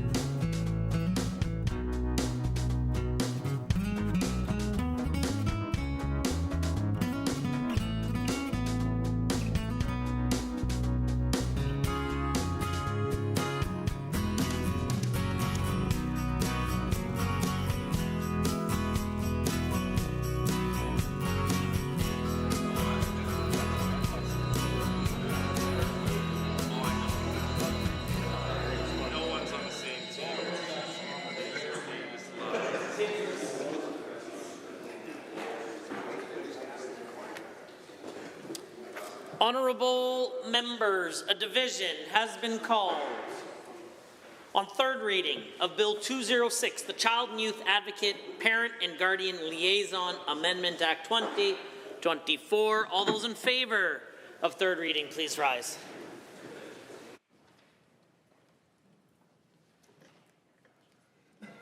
The Honourable Mr. Sigurdsson, the Honourable Mr. Nicolaides, the Honourable Ms. Schultz, the Honourable Mr. Williams, the Honourable Mr. Glubish, the Honourable Minister LaGrange, the Honourable Mr. Horner, the Honourable Mr. Scow, the Honourable Mr. Ellis, the Honourable Mr. Amory, the Honourable Mr. Newdorf, the Honourable Mr. Lowen, the Honourable Mr. Wilson, the Honourable Mr. Jean, the Honourable Mr. Dreesen, the Honourable Mr. Nixon, Mr. Wright, Mr. Rosewell, the Honourable Mr. Turton, the Honourable Mr. Yassine, the Honourable Mr. McIver, the Honourable Ms. Furr, the Honourable Mr. Jones, the Honourable Mrs. Sawney, Mr. Getson, the Honourable Mr. Nally, the Honourable Mr. Long, the Honourable Mr. Hunter, Mr. Yao, Mr. Stephan, Mr. Van Dyken, Ms. Pitt, the Honourable Mr. Guthrie, Mr. Sear, Mrs. Johnson, Mr. Wiebe, Mr. Boychenko, Mr. McDougall, Mrs. Petrovic, Mr. Lunty, Mr. Dick, the Honourable Ms. Armstrong-Homanuck, Ms. DeYoung, Mr. Bouchard, Mr. Singh, Ms. Lovely. You guys good? All those opposed, please rise. Member Haji, Member Arkan Paul, the Honourable Mr. Sabir, the Honourable Member Hoffman, Mr. Ip, Member Brar, Ms. Chapman, Ms. Renault, Member Tejada, the Honourable Member Sisi, Mr. Dak, Member Miyashiro.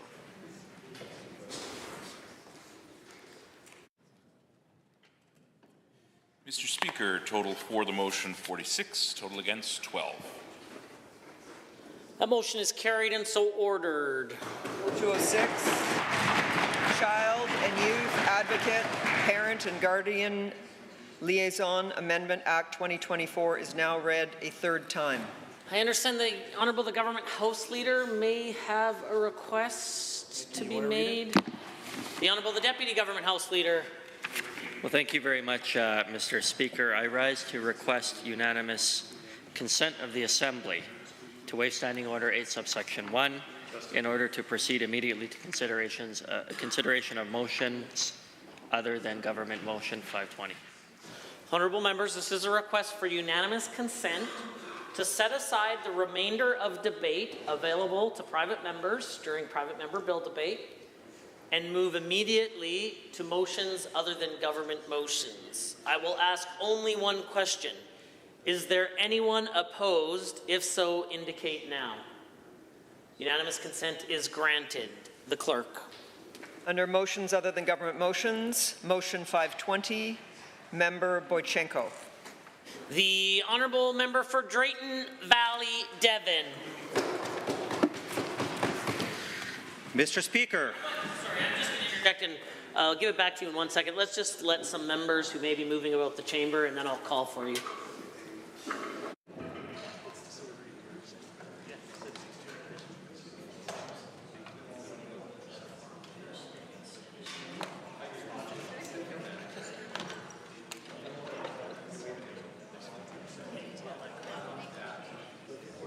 The Honourable Member for Drayton Valley, Devon.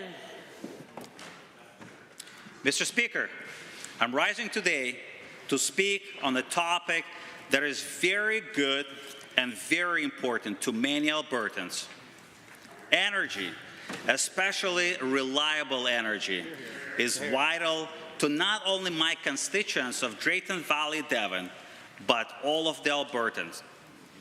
We must reaffirm Alberta's role as a reliable energy supplier while also securing our position as a responsible leader in the energy industry. Across the globe, countries, industries, leaders, and companies turn to Alberta as the foremost reliable global energy hub. Alberta is indeed the international gold standard for reliable energy. Moreover, our great province is already a global commercial energy hub for natural gas transportation and liquid extraction that keeps Alberta at the forefront of the Canadian economy.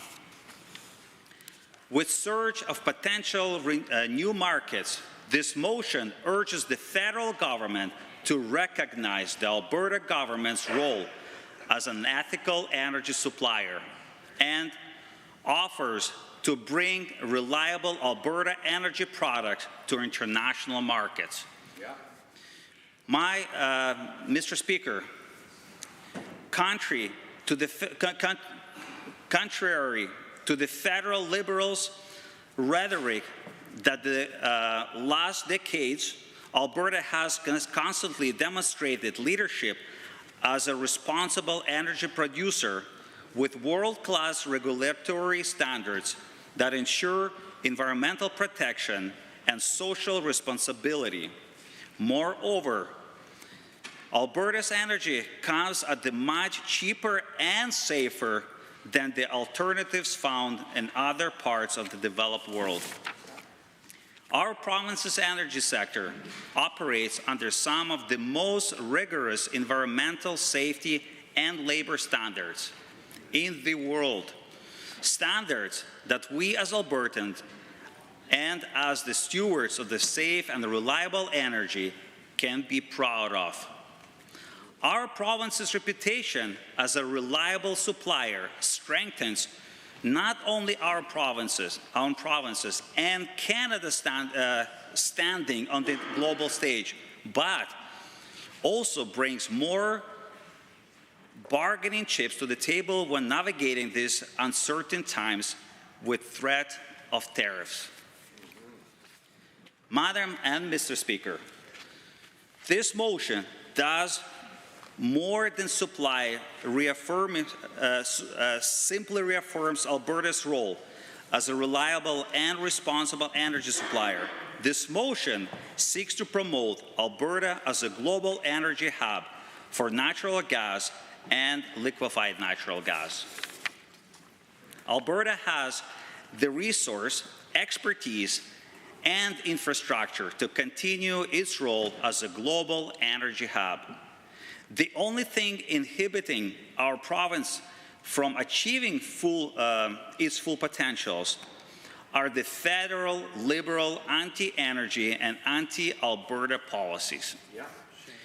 My constituents care deeply, as we all should, about the future of our province, and they understand that the future of Alberta is tied to the successful handling of our natural resources, particularly natural gas and other energy products.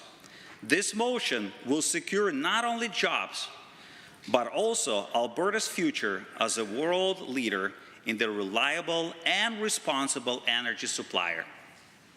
This motion will establish Alberta's energy products for what they are.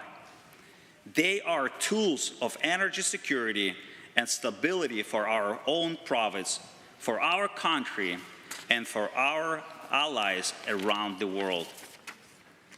Madam Speaker, for my constituents, Alberta energy is not simply a commodity, but a means to secure our own self-reliance thanks to safely and ethically produced oil and natural gas. We live in trying times. The world around us is changing, and it's changing very rapidly. With alliances shifting, nations are reevaluating who they rely on for the oil and natural gas and other energy products that we have. Alberta stands ready to fill these gaps with ethically produced oil and natural gas. By increasing Alberta's access to the global markets, we are contributing to a more stable and secure global energy supply, benefiting not only Alberta's growing economy, but our allies in Europe and around the world. Madam Speaker, there is a reason that Alberta remains the fastest growing province in Confederation. Albertans are exceptionally hardworking people who have built an energy sector from the ground up based on our province's core values of ethical and responsible practices. Moreover, as the Parliamentary Secretary to Indigenous Relations, I am beyond proud that Alberta's energy sector is built on a meaningful partnership with Indigenous communities and commitment to high environmental, social, and governance standards. Standards my constituents and all Albertans, for that matter, have come to accept from not only our amazing energy sector, but also of our government. Madam Speaker, the writing is on the wall. The world is demanding ethically sourced energy, and Alberta is uniquely positioned to supply it, reinforcing our province's key role as a responsible and democratic energy alternative to the undemocratic and unstable regimes such as Russia and Venezuela. The federal Liberals would have Canadians believe that promoting Alberta oil and natural gas products means dirty and irresponsible energy. But Albertans know that promoting Alberta's energy products means promoting human rights, environmental accountability, and fair labor practices, the values that Albertans cherish. Federal support for Alberta's energy sector is not only in Alberta's interest, it is in Canada's national interest. Our success benefits the entire country through the economic growth, job creation, and increased energy security. Madam Speaker, supporting this motion sends a strong, clear, unified message that Alberta is open for business, ready to lead, and deserving of our federal government's recognition and support. With this motion, we can ensure that Alberta's energy sector continues to thrive for the benefit of all Albertans today and for generations to come. And with that, through you, Madam Speaker, I ask all members of this Assembly to support Alberta and all Albertans through this great motion. Thank you. I count on your support. Honourable Member, can you just say the words for me on the record? I so move motion 520. Oh, yes. What was that? Just say I move motion 520. Motion 520. Thank you. Honourable members, I am seeking other members to speak. The Honourable Member for Calgary-Beddington. Thank you, Madam Speaker. I'm pleased to rise today and speak in support of private member's motion 520. So this motion asks for federal government recognition of Alberta's role as a reliable and responsible energy supplier. Further, it continues to urge recognition of Alberta's efforts to bring Alberta's energy products to international markets. Madam Speaker, Alberta has tremendous potential to become a global commercial energy hub with our abundant resources, skilled workforce, and strategic geographic position. Now, unfortunately, I would say the UCP's confrontational approach with not just the federal government, but also investors and environmental stakeholders has actually created uncertainty. It's damaged Alberta's reputation and jeopardized our ability to access international markets. As I was considering this private member's motion today, I was reflecting on the long history of Conservative governments in Alberta. Of the last 54 odd years, we've had a Conservative government in Alberta for 50 of those years. That's where I thought you guys would applaud, so.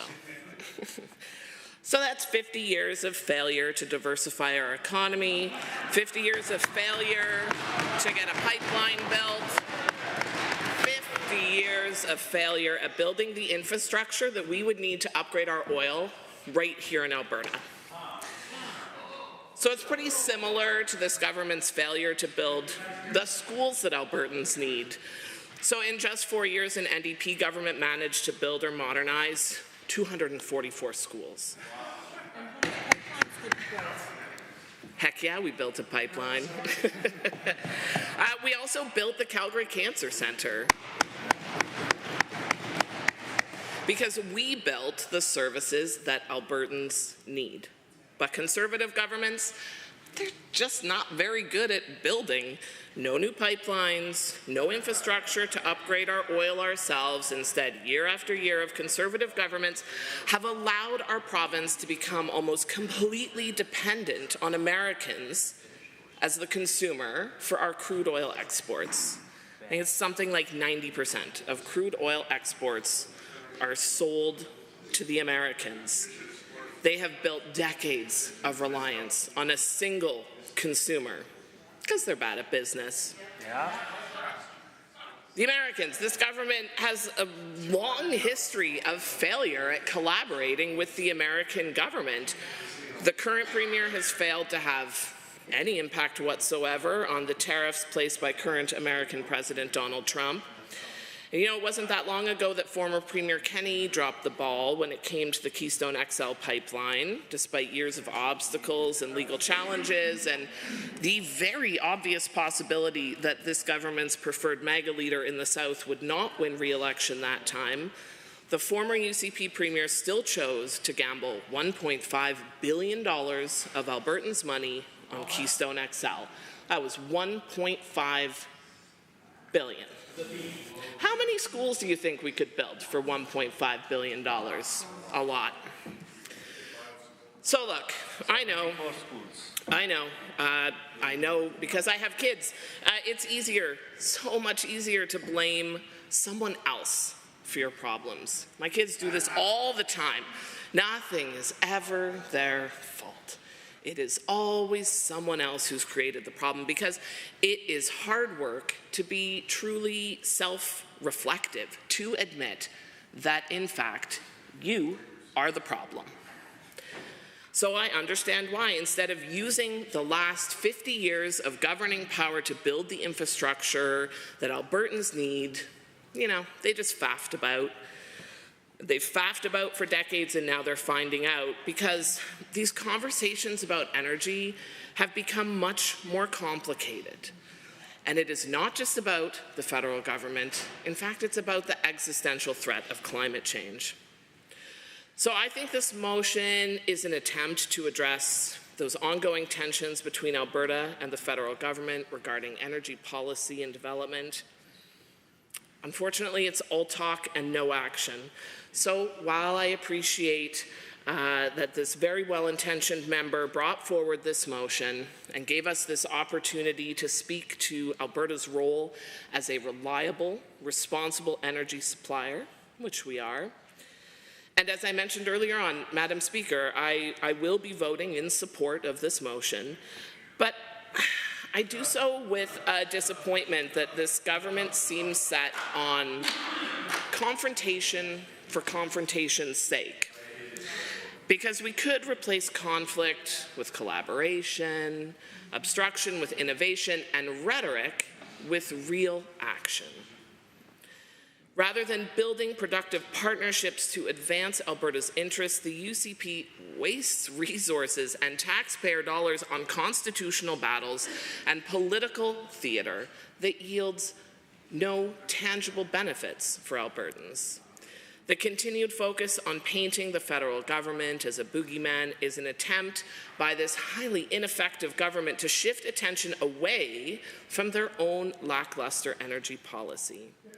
It's populist politicians more interested in posturing than rolling up their sleeves and getting to work to build the partnerships we need to truly advance the cause of Alberta energy. This motion has no specific implementation measures, no timelines, no funding mechanisms, no monitoring provisions. It speaks to a recommendation that Alberta be recognized as a global energy hub, and yet it establishes zero concrete steps or recommendations to achieve the goal of becoming a global energy hub. Instead of spending time cooking up motions that have zero useful actions tied to them, this government would be better off focusing on the development of emissions reduction technologies, value-added processing, and strategic market diversification, instead of just more political fighting. That's what the NDP did when we were in government, and it's what we'll do next term when we're in government, because Albertans deserve a competent government that works for them. All they're getting right now is a petulant toddler pitching an endless tantrum. Thanks, Madam Speaker. The honourable member for Calgary Fish Creek. Thank you, Madam Speaker. I rise today in support of this important motion which urges the federal government to recognize Alberta's role as a reliable and responsible energy supplier and our province's efforts to become a global commercial energy hub for natural gas transportation and liquids extraction. I want to first thank my colleague and member representing Drayton Valley Devon constituency for bringing forth this motion. Alberta has long been the backbone of Canada's energy economy and has consistently demonstrated leadership as a responsible energy producer with world-class regulatory standards that ensure environmental protection and social responsibility. I challenge anybody in the House to point to one jurisdiction in this planet that is a major oil and gas exporter and producer that has better standards. Our province is blessed with the resources, expertise, and the needed infrastructure to become a global commercial energy hub for natural gas transportation and liquid natural gas extraction. This motion is the right step for our province and Canada considering recent economic happenings and realities of the global market. Madam Chair, our province is not just rich in resources, we are rich in innovation and environmental stewardship. Our unwavering commitment to global energy security has been demonstrated over the years, especially under the UCP government scorecard, despite actions and policies of our federal government to the contrary. The recent trade war with the United States, which has put Alberta's energy market in a difficult position, makes the timing of this motion that will put Alberta's energy in a good and strong position very pertinent. We need the federal government to unshackle our sustainable competitive advantages. We need to recognize that we have a huge productivity problem here in Canada, and we need, not only do we provide productivity to this country that has been stagnant. Can you imagine what would be happening in Canada right now if we didn't have our oil and gas industry? And can you imagine what would be happening if we were unshackled and we're allowed to exploit to our best advantage? Can we imagine what our fiscal capacity would be if we were allowed to increase our oil and gas production and its derivatives unfettered?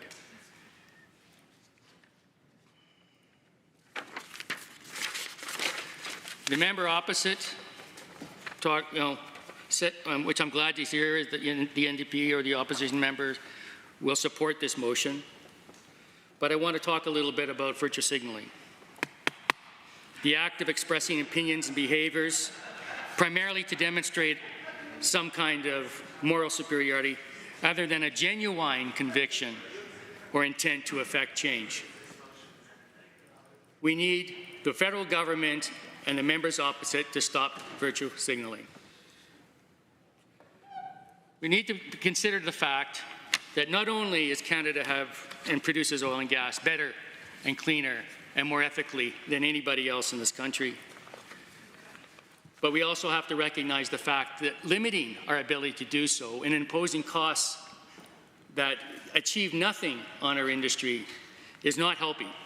It's not helping the climate, it's not helping the planet, it's not helping the workers of Alberta, it's not helping our capacity to pay for the government services that we so value.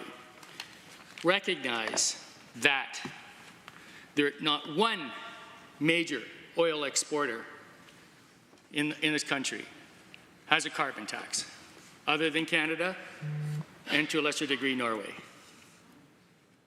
But all the other major exporters, not one has. But the reality is, in the case of oil, is that all those countries, that if Canada cannot exploit and not increase its oil production, or is somehow restricted through production caps, because that's what an emission cap is based on the current federal government set of policies, is that all it does is move oil production elsewhere on the planet. It's interesting to note that OPEC has unused capacity today of 4.6 million barrels per day.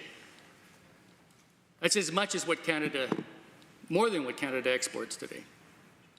And so all we do by limiting or reducing Canadian oil production is give more market to other countries, many of which we cannot consider, like Iran, like a Saudi Arabia, like a Kazakhstan, like a Russia.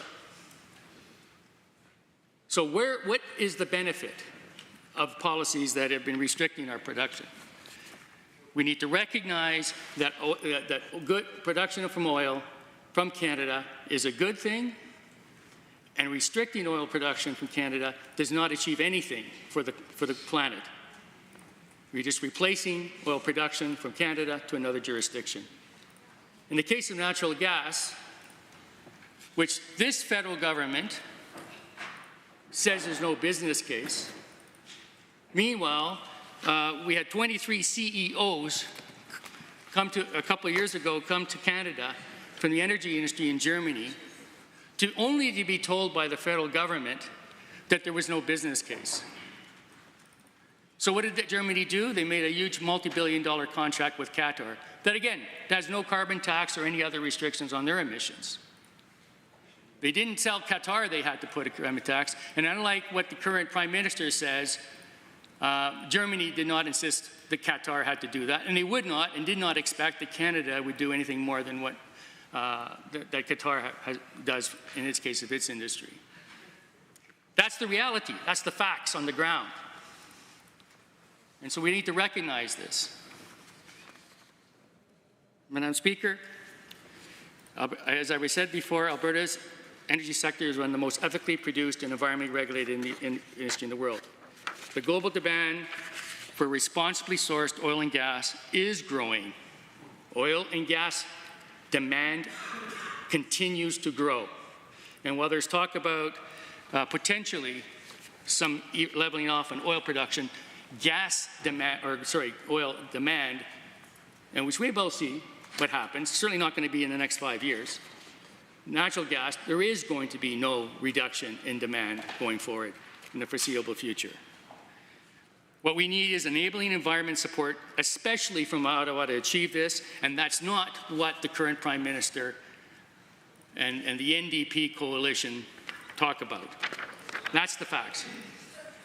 By expanding our LNG capacity, Alberta can offer secure, responsible energy to the world while creating long-term benefits for Albertans. LNG products includes petrochemical diversification. You talked about diversification. There's all kinds of diversification in industry happening right now. Perhaps you forgot about the $10 billion Dow chemical hydrogen plant that was announced recently. That's diversification, and it comes directly from our natural gas resource. It also allows us to have what's called the Advantage Alberta. Low-cost taxes that attracts and allows us, other companies to come, other industries, startup technology companies who locate to Alberta specifically in large part because of our low tax base and the high government services that we're allowed to provide relative to the rest of the world and the rest of our country. So, diversification is happening despite what the comments from the opposition. It continues to happen. It will happen even more if we're allowed to totally exploit our sustainable competitive advantage that the oil and gas industry provides, including the Alberta Advantage, which is a sustainable competitive advantage. Let me be clear. The world wants our energy. They want energy that is developed under the rule of law, that protects human rights and advances environmental progress. Alberta's oil and gas fits that bill, and it's time the federal government acknowledged that instead of fighting against it. We need to promote energy products means promoting human rights, environmental accountability, and fair labor practices. values that Albertans hold dear. This motion reflects a critical truth, that Canada has a role to play in the global energy security, and Alberta is the best position to lead that effort.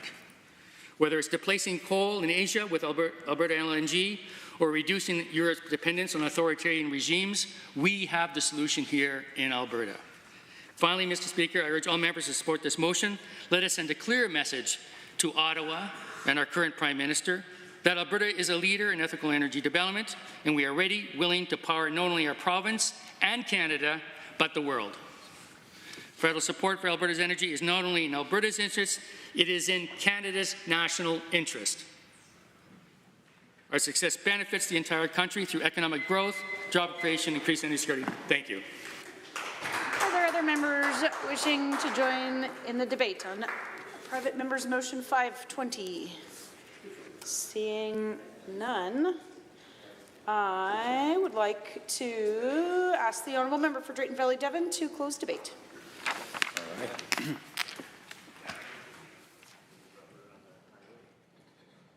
Madam Speaker, in closing, Alberta has been the pillar of Canada's energy sector, driving economic growth not only in Alberta, but across the nation, creating jobs and providing the world with ethically sourced, responsibly produced oil and gas.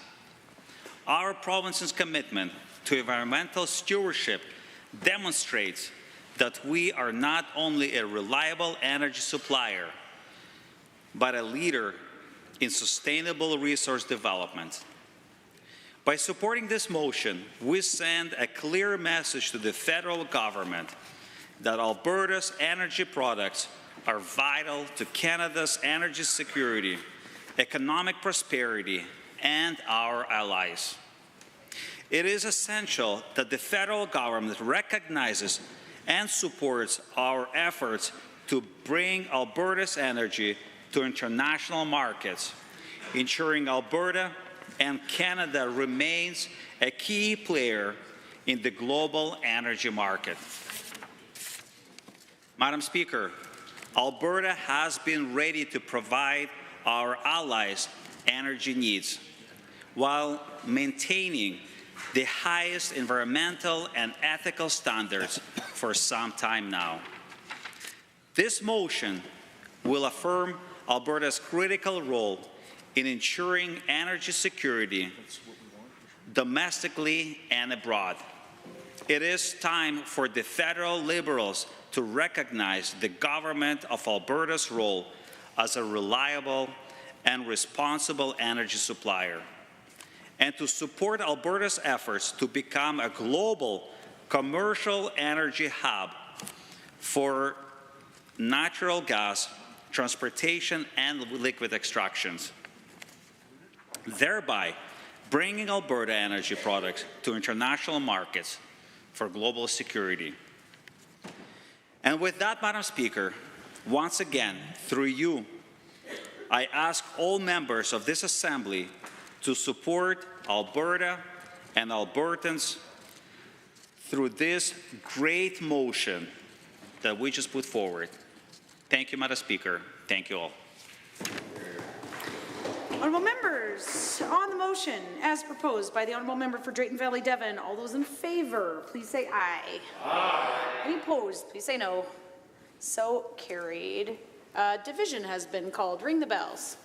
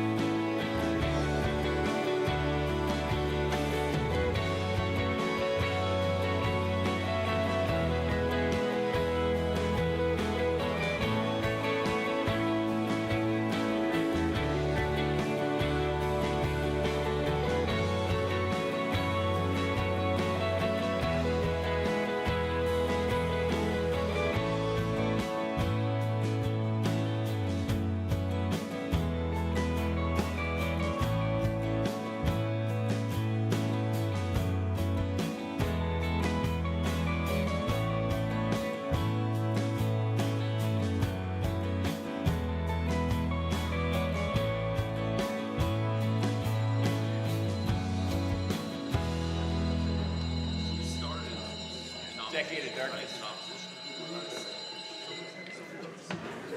Honourable members, the division has been called on private members motion 520. All those in favour of the motion, please stand.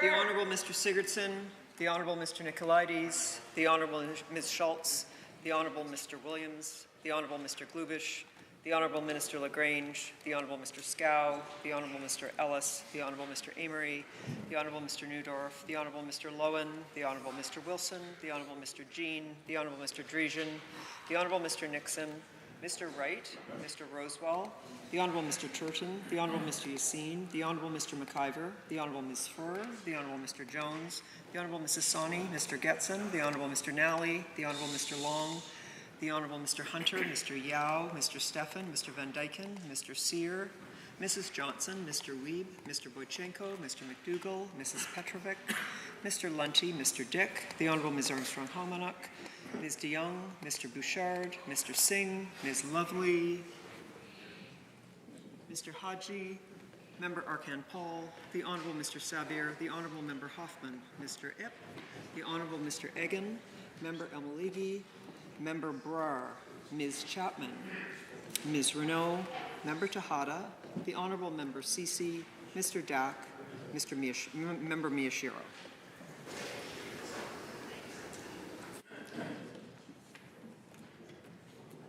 Madam Speaker, total for the motion 57, total against 0. Honourable members, that is carried unanimously. I see the Honourable Deputy Government House Leader.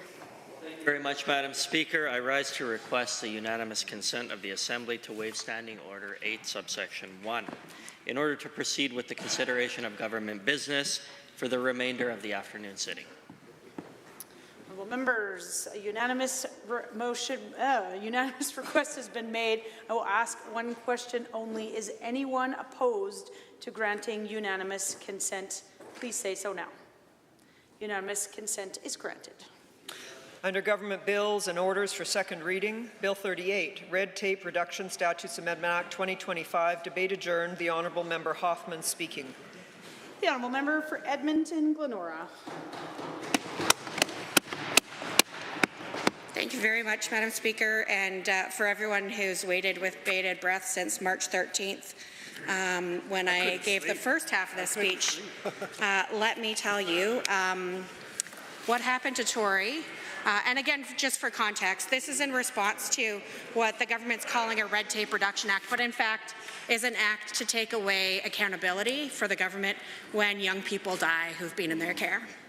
That is probably the most callous part of this bill, in my opinion, and it is what I focused the first half of my speech at second reading here on, and what I will continue to focus on.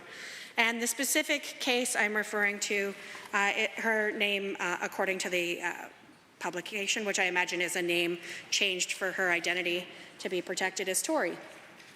Tory was 20 years old when she died. I had an opportunity to recap some of the major significant events in the timeline of her life up until the age of 19. For a cribbed version, by age 2, child intervention had already been involved in her life. By age 6, they'd been involved 4 times, and there had been some school assessments done, but not a lot of information on any supports that might have been given.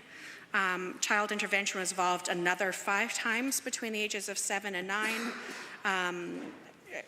Custody was changed between both of her biological parents, and eventually, not that many years later, at age 12, she was taken from both her parents, put into foster care, and there was a custody order. Child intervention evolved an additional 2 times.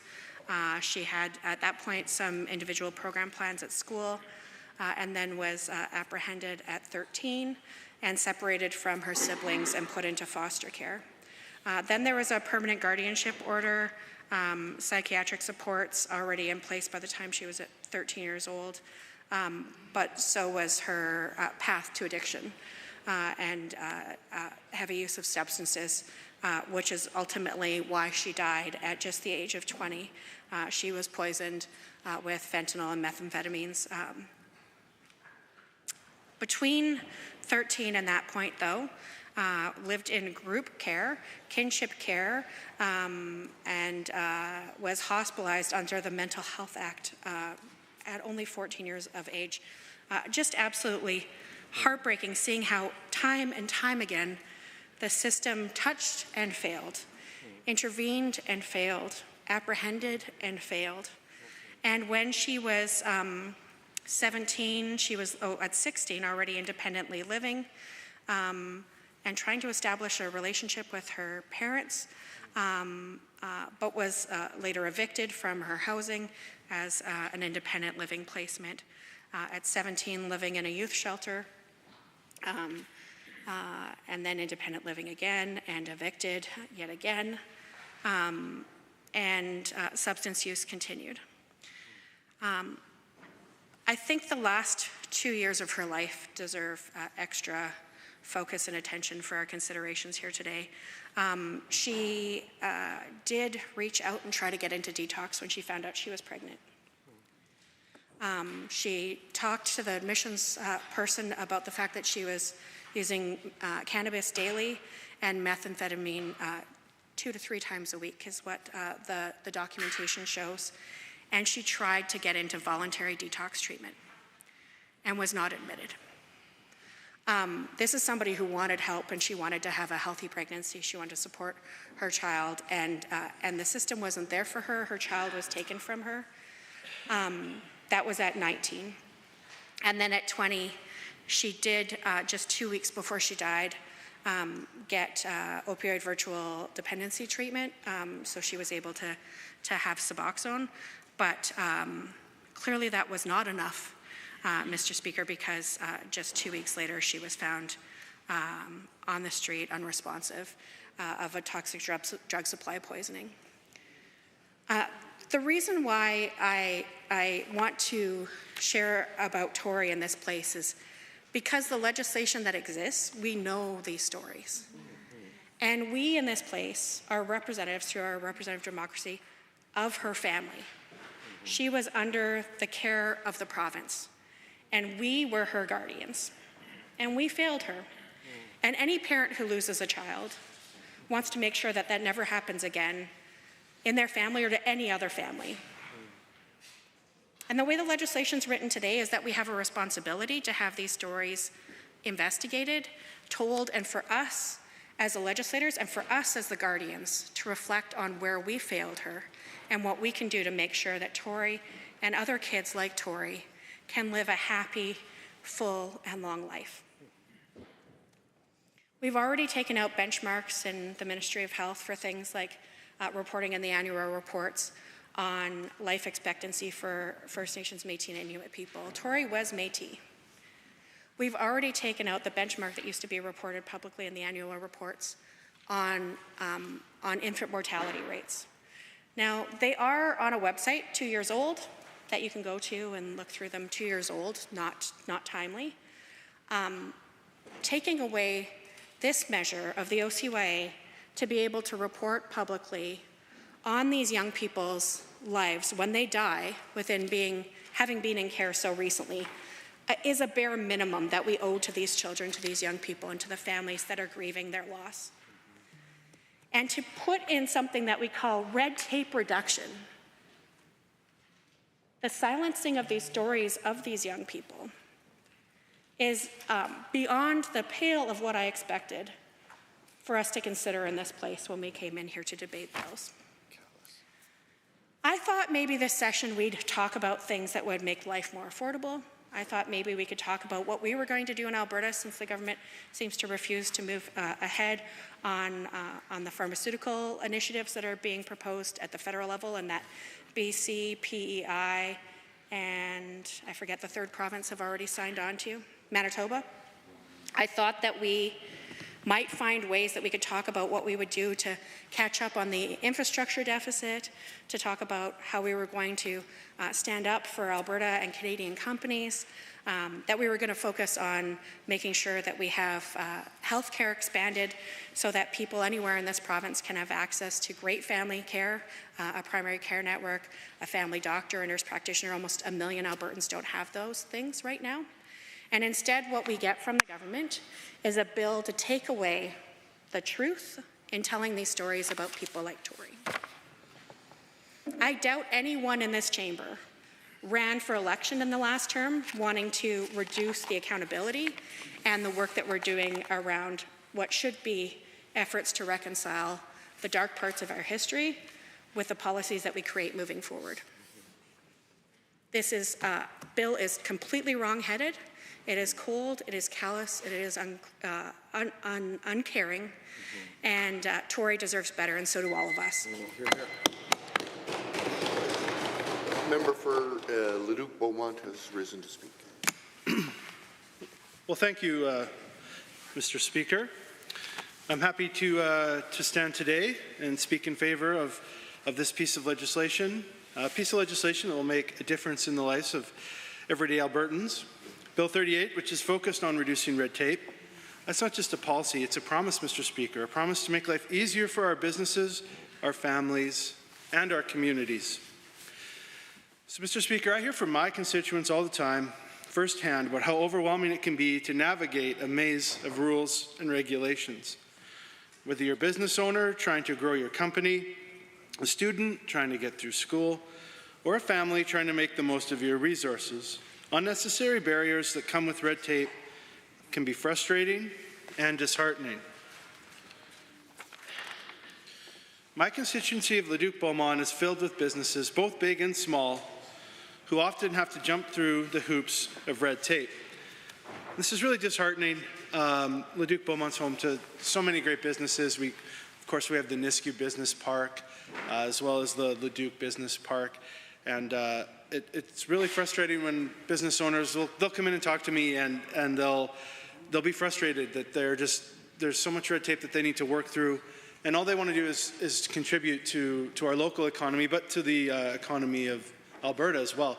So these are folks who just want to help, who want to provide for their families and help the Alberta economy in general. And that, Mr. Speaker, is why this bill is so important. It's about clearing these obstacles away and opening new opportunities for everyone. Here in Alberta, we've always prided ourselves on our spirit of innovation, our ability to think outside the box and get things done. When it comes to cutting through unnecessary red tape, we're already the best in the country, and we will work hard to keep it that way. We've eliminated over 209,000 regulatory requirements and saved taxpayers more than $2.9 billion to date. That, of course, is no small feat, but we won't stop now. We've got to keep going, and that's exactly what this bill is all about. Removing the barriers that stand between us and a brighter, more prosperous future.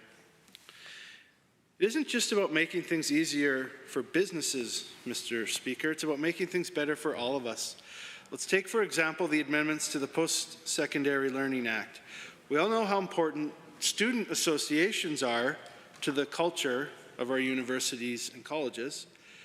But let's be honest, right now they're bogged down with red tape and paperwork that takes away from the time and resources they could be spending helping students.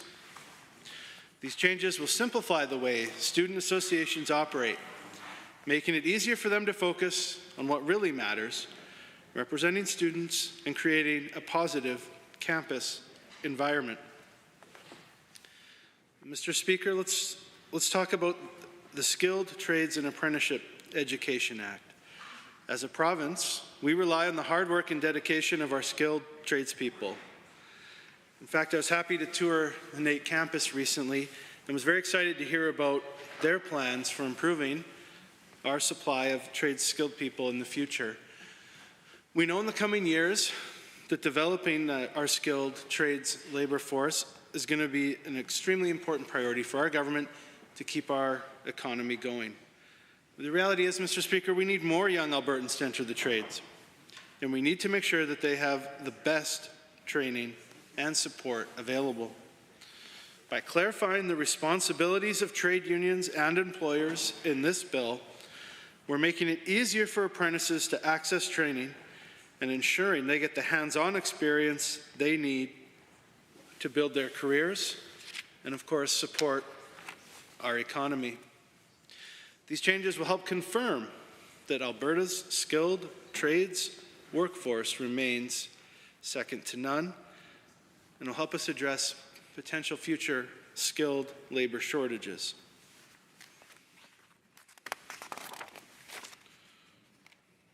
Now, Mr. Speaker, let's of course not forget about the business side of things.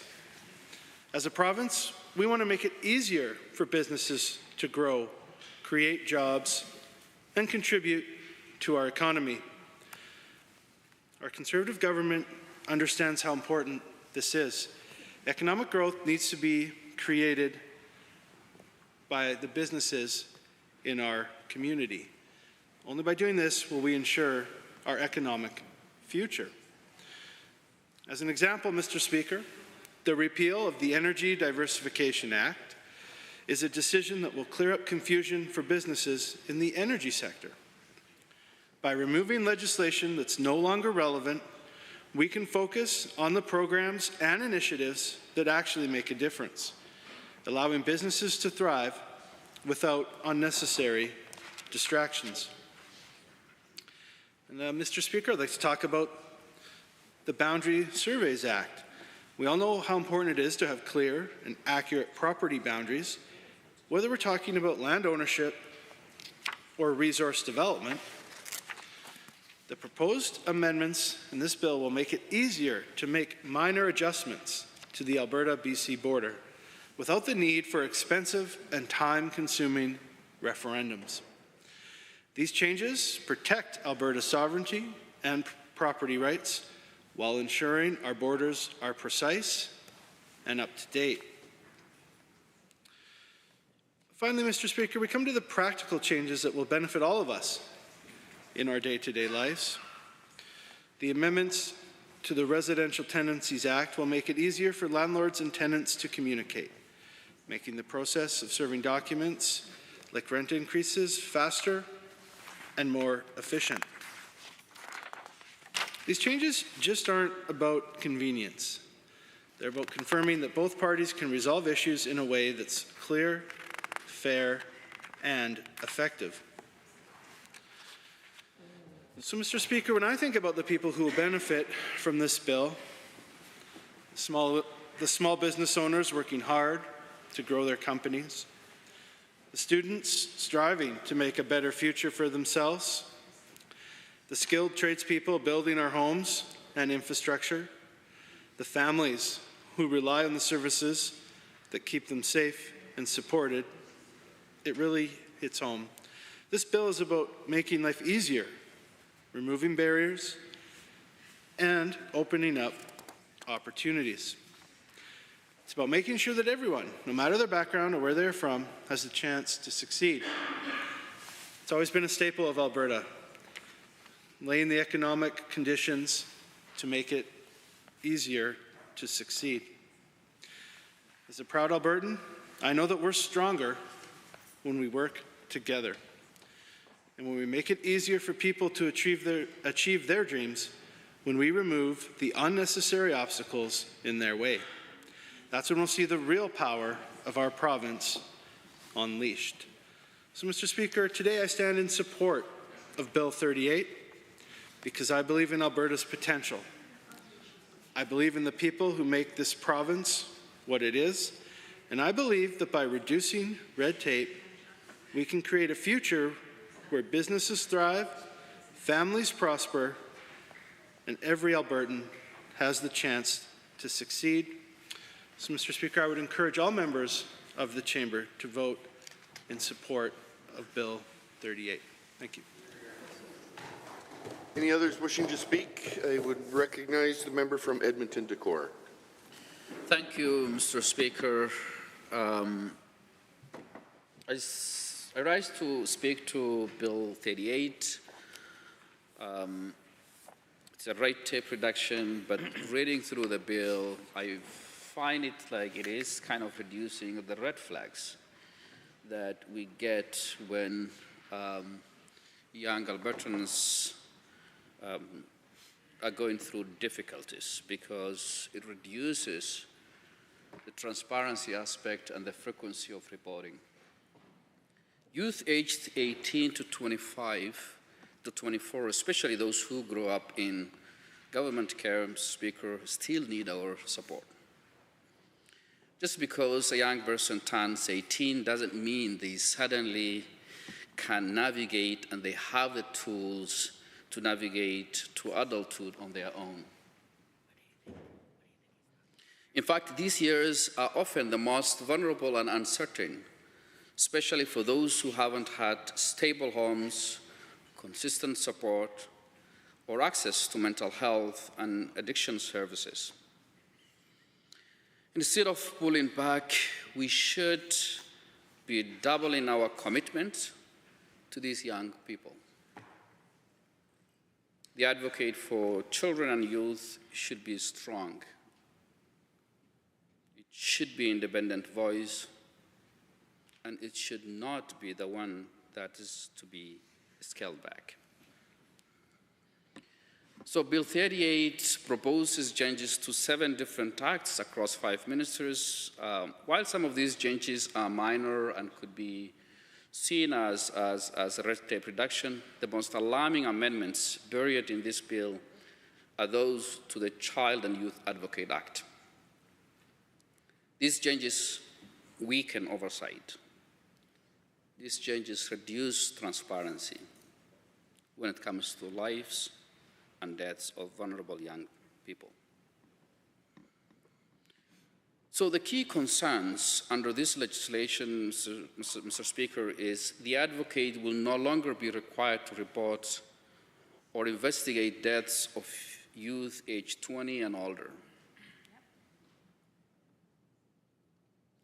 For 18 and 19 years old, it becomes optional, left to the advocate's discretion whether a death or serious incident is to be investigated. We're talking about the lives of young adults who have gone difficulties of challenges throughout their childhood years. The reporting requirements are also being reduced. Instead of releasing every 6 months, learning the stories that the member for Edmonton Glenora was talking about now, that gives us the red flags for the government to take actions, reduce harm and save lives. These reports now will be once in a year. To the best, and there could be delays. Importantly, there is no obligation for these reports to be made public or tabled in the legislature. So we actually wouldn't even know what happens to the lives of those. Why is this matter so deeply, and why the members from this side of the House talked about, why is it so important, Mr. Speaker? January 2025, approximately 8,800 children in Alberta are receiving intervention services. About 7,500 of them are in government care. We want to know their life trajectories. In December of 2024, it was reported 76% of children in government custody were Indigenous. And we know the lives of Indigenous communities through the history of this country. These numbers tell a clear story. We are talking about disproportionately impacted populations, many of whom face systemic barriers, whether it comes to access to health, many of them who face systemic barriers when it comes to their safety, many of them who face systemic barriers when it comes to access to opportunities. These young Albertans are not just numbers, Mr. Speaker. These are young people, many of whom have faced unimaginable adversaries throughout their lives. In Alberta, youth aged 18 and older make up the majority of those reported and investigated child and youth deaths. In 2023, Alberta received 88 death notifications.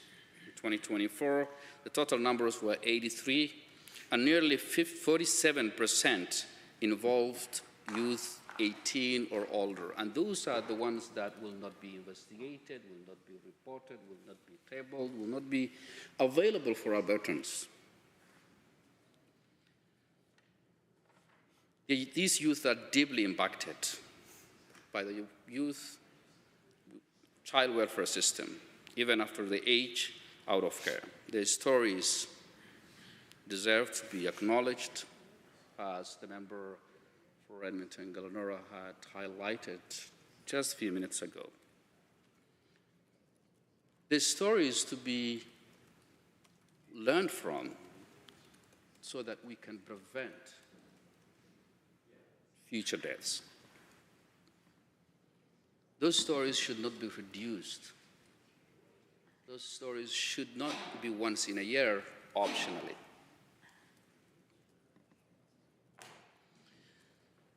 We know that the drug poisoning and substance use are among the leading causes of death for young people involved in care. Youth living in care often face housing instability, gaps in mental health and addiction treatment, disconnection from their communities, the feeling of lack of sense of belonging, and a lack of consistent adult support. When these supports aren't in place and when those challenges fill in the lives of those young people, the consequences can be devastating, Mr. Speaker. The period after leaving care is not the time to step back from accountability, and it's not the time to learn to lean and walk alongside these young people. This is when we need transparency. This is a specific demographics and populations that needed to be monitored and reported, that needed to be invested in terms of whether it is investigations of knowing, so that we can prevent future deaths. The members opposite argue that there are systems that are in support that will prevent this. Alberta does have the Transition Adulthood Program, yes. But we have to ask, are these supports actually reaching to the youth who need them the most? Are they comprehensive? Are they trauma-informed? Are they consistent to reduce and prevent deaths? And we do know that they are not consistent. We do know that they are not trauma-informed, and we do know that they are not comprehensive. Then reducing oversight, reducing reporting frequencies, reducing investigations makes it harder to understand when we are failing as a government and where we are failing. Because it becomes harder to fix when we don't know.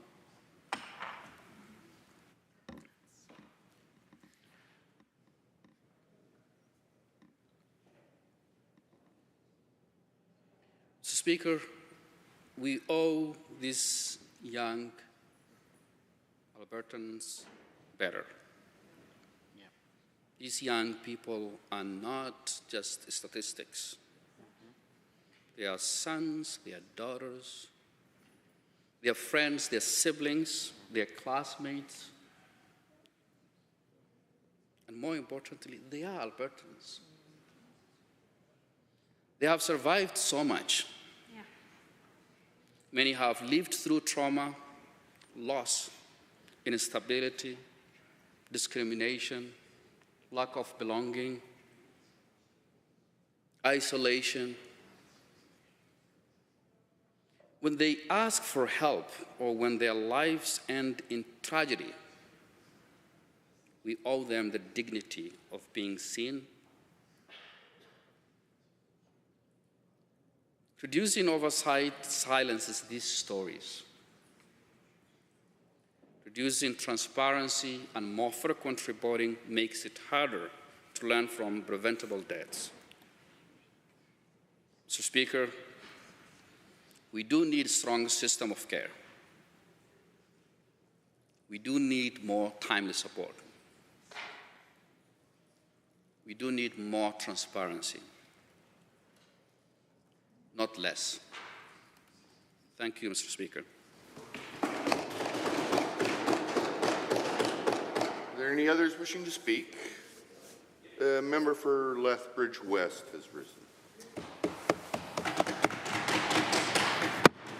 Thank you very much, Mr. Speaker. And today I'm going to talk to you not from prepared notes. I'm going to talk to you from experience.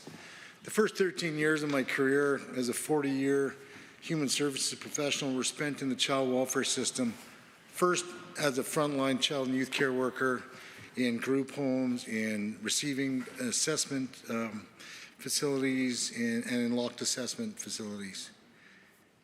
Another part of what I did was to work with the provincial government, actually, is to change the child welfare system around to make it work better for kids and families. And you know, in the mid-1990s, about 75% to 80% of all the children in care were Indigenous. And according to our data now, that number hasn't really changed. So we haven't made a lot of progress. What I want to speak today, Mr. Speaker, about is the inhumanity of actually putting in a red tape reduction statute, not reporting the deaths of children or of young adults that had received children's services from this province. And why do I think that's inhumane? Is because the kids that I worked with in a supported independent living program, kids that were 16 and 19 years old, that our job was to actually develop the skills in them to be able to function on their own and do follow-up supports for them. These were people that needed help with school. They needed some group work. They needed individual counseling. They needed help finding a place to live. They needed help finding employment, and the supports throughout to continue that. If anyone here has their own children that are over the age of 20, I don't believe you just dump them at the age of 20 or 22 and said you're on your own. And this is what we do continuously, Mr. Speaker, to kids that are leaving the children's services system. We say, here, you're on your own, we wash our hands of you. We're not going to provide any more supports for you. And not only that, now if anything happens to you, we're not going to report on it because it's going to reduce red tape somehow. Here, the problem with that is we need to understand what happens to some of these young people after they leave our care in the system so that we can maybe prevent that from happening. I don't know how many people on the other side of the House, Mr. Speaker, have actually worked with young people that have taken their own lives because they had lack of supports after they left the children's services system. And I can tell you, I've had at least 6 or 7, maybe more. Actually, I've had more. A couple of them actually made it to the age of 30 by some luck and some chance. When you hear of young people that you've worked with jumping off of parkades because their life is so horrible, because they couldn't get the supports they needed, young adults that have left the system, that have overdosed, that have been murdered, that have actually been murderers, Mr. Speaker, you tend to think that these are the kind of people that need more supports, and through more supports throughout their young adulthood, so that at least you can set them up to have the best possible chance for success. When you're not reporting on kids or on young adults that have left the system, that have passed away, you're not getting a good picture of how our system looks after people. It just seems to me that we're lacking some kind of humanity. We're lacking empathy and understanding that just about every single person, every single child that goes into this children's service system doesn't ask to go in there. They don't say, oh, I wanted my family to be a certain way. They don't say that I wanted my parents to have drug and alcohol issues. They don't want to say, I want to be the next generation that undergoes or experiences child abuse. None of them say that. But you know what they cry out for is they cry out for help. And it's almost criminal that we can look at ourselves as a society, let alone a government, to say that we're just going to abandon them when they need us the most. When we think that they've actually turned the corner and are doing well, but they don't have the skills and the abilities to understand how things are still affecting them. You know, I'll give you a really good example. Someone that I worked with when he was a teenager, a young man from the Kainai First Nation, very smart, but a very troubled youth and a very, very troubled upbringing. And he and I kept in touch for years after he left the care facility that I was working in. And when I was running the Blood Tribe Youth Ranch on the north end of the Blood Reserve, I was happening to speak to this young man, and he came and worked for me. He came actually and worked as a child and youth care worker in this facility that we were serving First Nations children and their families. But you know what the sad part of that is? We thought this person had developed the skills and had turned the corner and was doing really well. But after a while, he wasn't doing so well. And after a while, he didn't have the supports that he needed as an adult. And when he was in his 40s, all of the things that he experienced in his life came back and crashed down on him. And unfortunately, he took his own life when he was in his 40s. Mr. Speaker, we need to have, as I will say this again, some empathy and some understanding for what these children are going through. We need to have the supports available to them.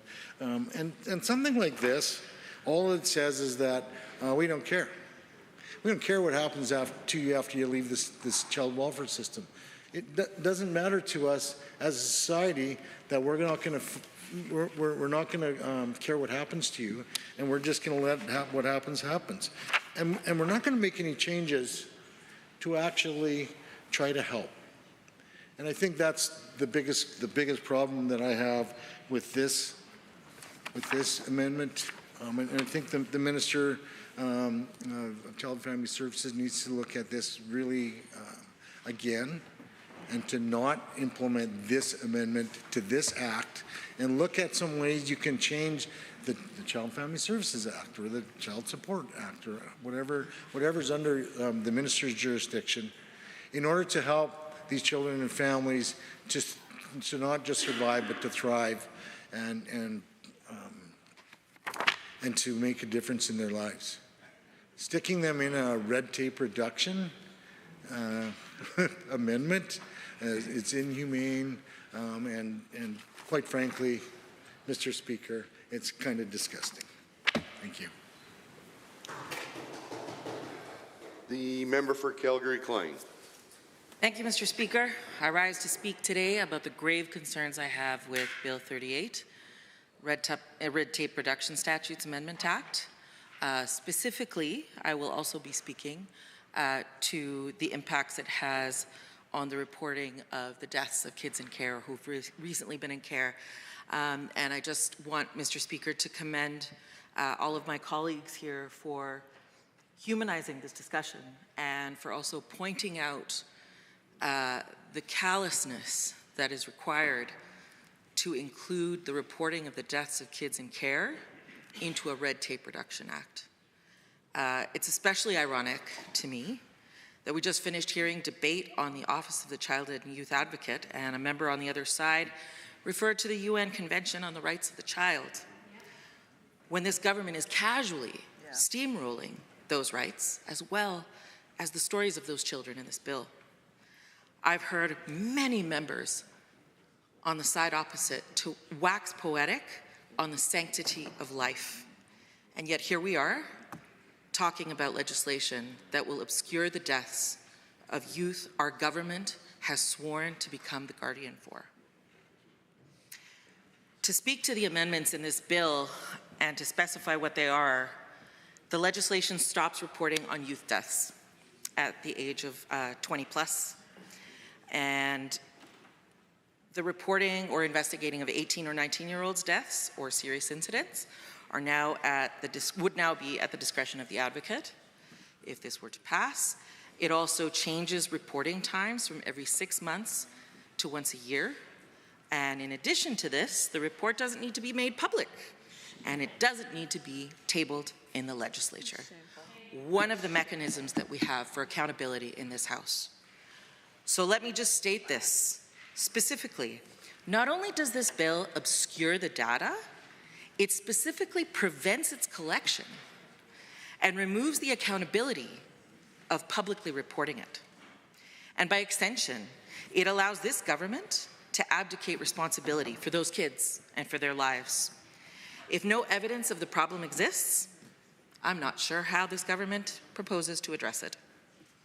So prior to this bill, the advocate would investigate the deaths of all youth who received care or intervention up until the age of 24. And I just want us to think about the gap for a second here. We're talking about the gap from 18 to 24 when kids still require support. Their brains are still developing, as we have, we've heard plenty from the members opposite about, but especially kids in care. So now, in addition to a loss of supports for these kids, the government is now blocking the collection of data we need to serve this vulnerable population. And it brings to mind the adage, when we know better, we do better, except in this case, the government is definitely not committed to doing that. We have a legal responsibility to these kids past the age of 18. I know this as a parent, myself. I have a legal responsibility to my kid after they turn 18, as they continue on into post-secondary education, which they are privileged to have the opportunity to have. And when we're talking about kids who have just been in care, their opportunities for that are severely reduced. So we're not only failing a moral obligation here, it's also a legal obligation. So what I've seen already from this government is a shirking of responsibility to kids in care by removing supports as they become adults and need the most support. So last fall, they refused to restore financial supports for youth previously in care to age 24. These are supports that they rolled back to age 22 under the Transition to Adulthood program, or TAP. To say that I was struck by the callousness of that bill alone is an understatement. But here we are, and they continue the same in Bill 38. So rather than empower the advocate to provide proper resources and programs to at-risk children and youth, the government is willing to reduce it. And with this bill, Children and Family Services would intentionally block investigations and reporting on the death of youth 18 years of age and older. And this is being proposed while we see an increase in the number of serious incidents and death for kids over the age of 18. In the 2024 report calling for change, the advocate found that 48 cases of children and youth deaths, 47 died and 1 suffered serious injury. 26 included young people with severe mental health issues, substance use, or both. That speaks to some of the stories that my colleague was talking about in terms of suicide for kids in this group. So a lot of these cases were actually kids from age 18 to 22 with substance use concerns that were given minimal support for their transition to adulthood. So this is also confirmed and borne out in the report on the deaths of children, youth, and young adults receiving intervention services. This is publicly available information released in January of 2025. We can see that the majority of kids that were impacted were kids over the age of 18. And I want to speak a little bit to kids in care, Indigenous kids in care. So as of December 2024, the government reported that 76% of children in government custody were Indigenous. And I'll point out that the changes in this bill fly in the face of any stated commitments by this government to reconciliation with the Indigenous peoples here in Alberta. According to the 113 Pathways to Justice report delivered by the Alberta Joint Working Group on Missing and Murdered Indigenous Women and Girls in 2021, there were identified issue recommendations, and at least 4 of them were listed under fatality inquiries, exactly what is covered and rolled casually into this bill. So to not follow those recommendations and to instead systematically obscure the data is at best hypocritical and at worst a cynical approval and entrenchment of systemic racism and bias in our government institutions. It erases not only the vulnerable youth, the already vulnerable youth who have died after leaving our government's care, but any glimmer of opportunity to do better by them. Specifically, they go against the government's stated goals to develop policy under the guidance of the Premier's Council on Missing and Murdered Indigenous Women, Girls and Two-Spirit People, and the government's MMIWG roadmap under Pathway Number 3. So I'll just read it as it appears in the document. So to improve the wellness and justice systems through policies, processes, programs, services to increase the safety and prevent violence against Indigenous women, girls and Two-Spirit plus people, the focus of this pathway is violence prevention. So that the government spends so much time patting itself on the back when it comes to reconciliation, it's clear to us all here that it's not a priority. The Advocate has previously called on the UCP to provide better and increased supports to youth, and this is just doing the opposite. The Advocate herself has stated that though she can track the deaths of youth through other mechanisms, she doesn't support the changes in this legislation. The Ministry of Children and Family Services hasn't provided an alternative plan to track these deaths, even though the Advocate is actually not in support of this. Yeah. So, in closing, I just want to say that dead children are not and should not ever be considered red tape. As the parent of 2 children, one who just turned 18, I cannot overstate how objectionable it is that the UCP has failed to actually provide supports to youth and is willing to not only accept increased deaths, but dismiss them as an administrative burden. Incredibly cynical and shameful. These kids are our kids. They have untold potential and they deserve our unmitigated protection and support in life, reverence in death, and a commitment to do better by them that is backed up by the data.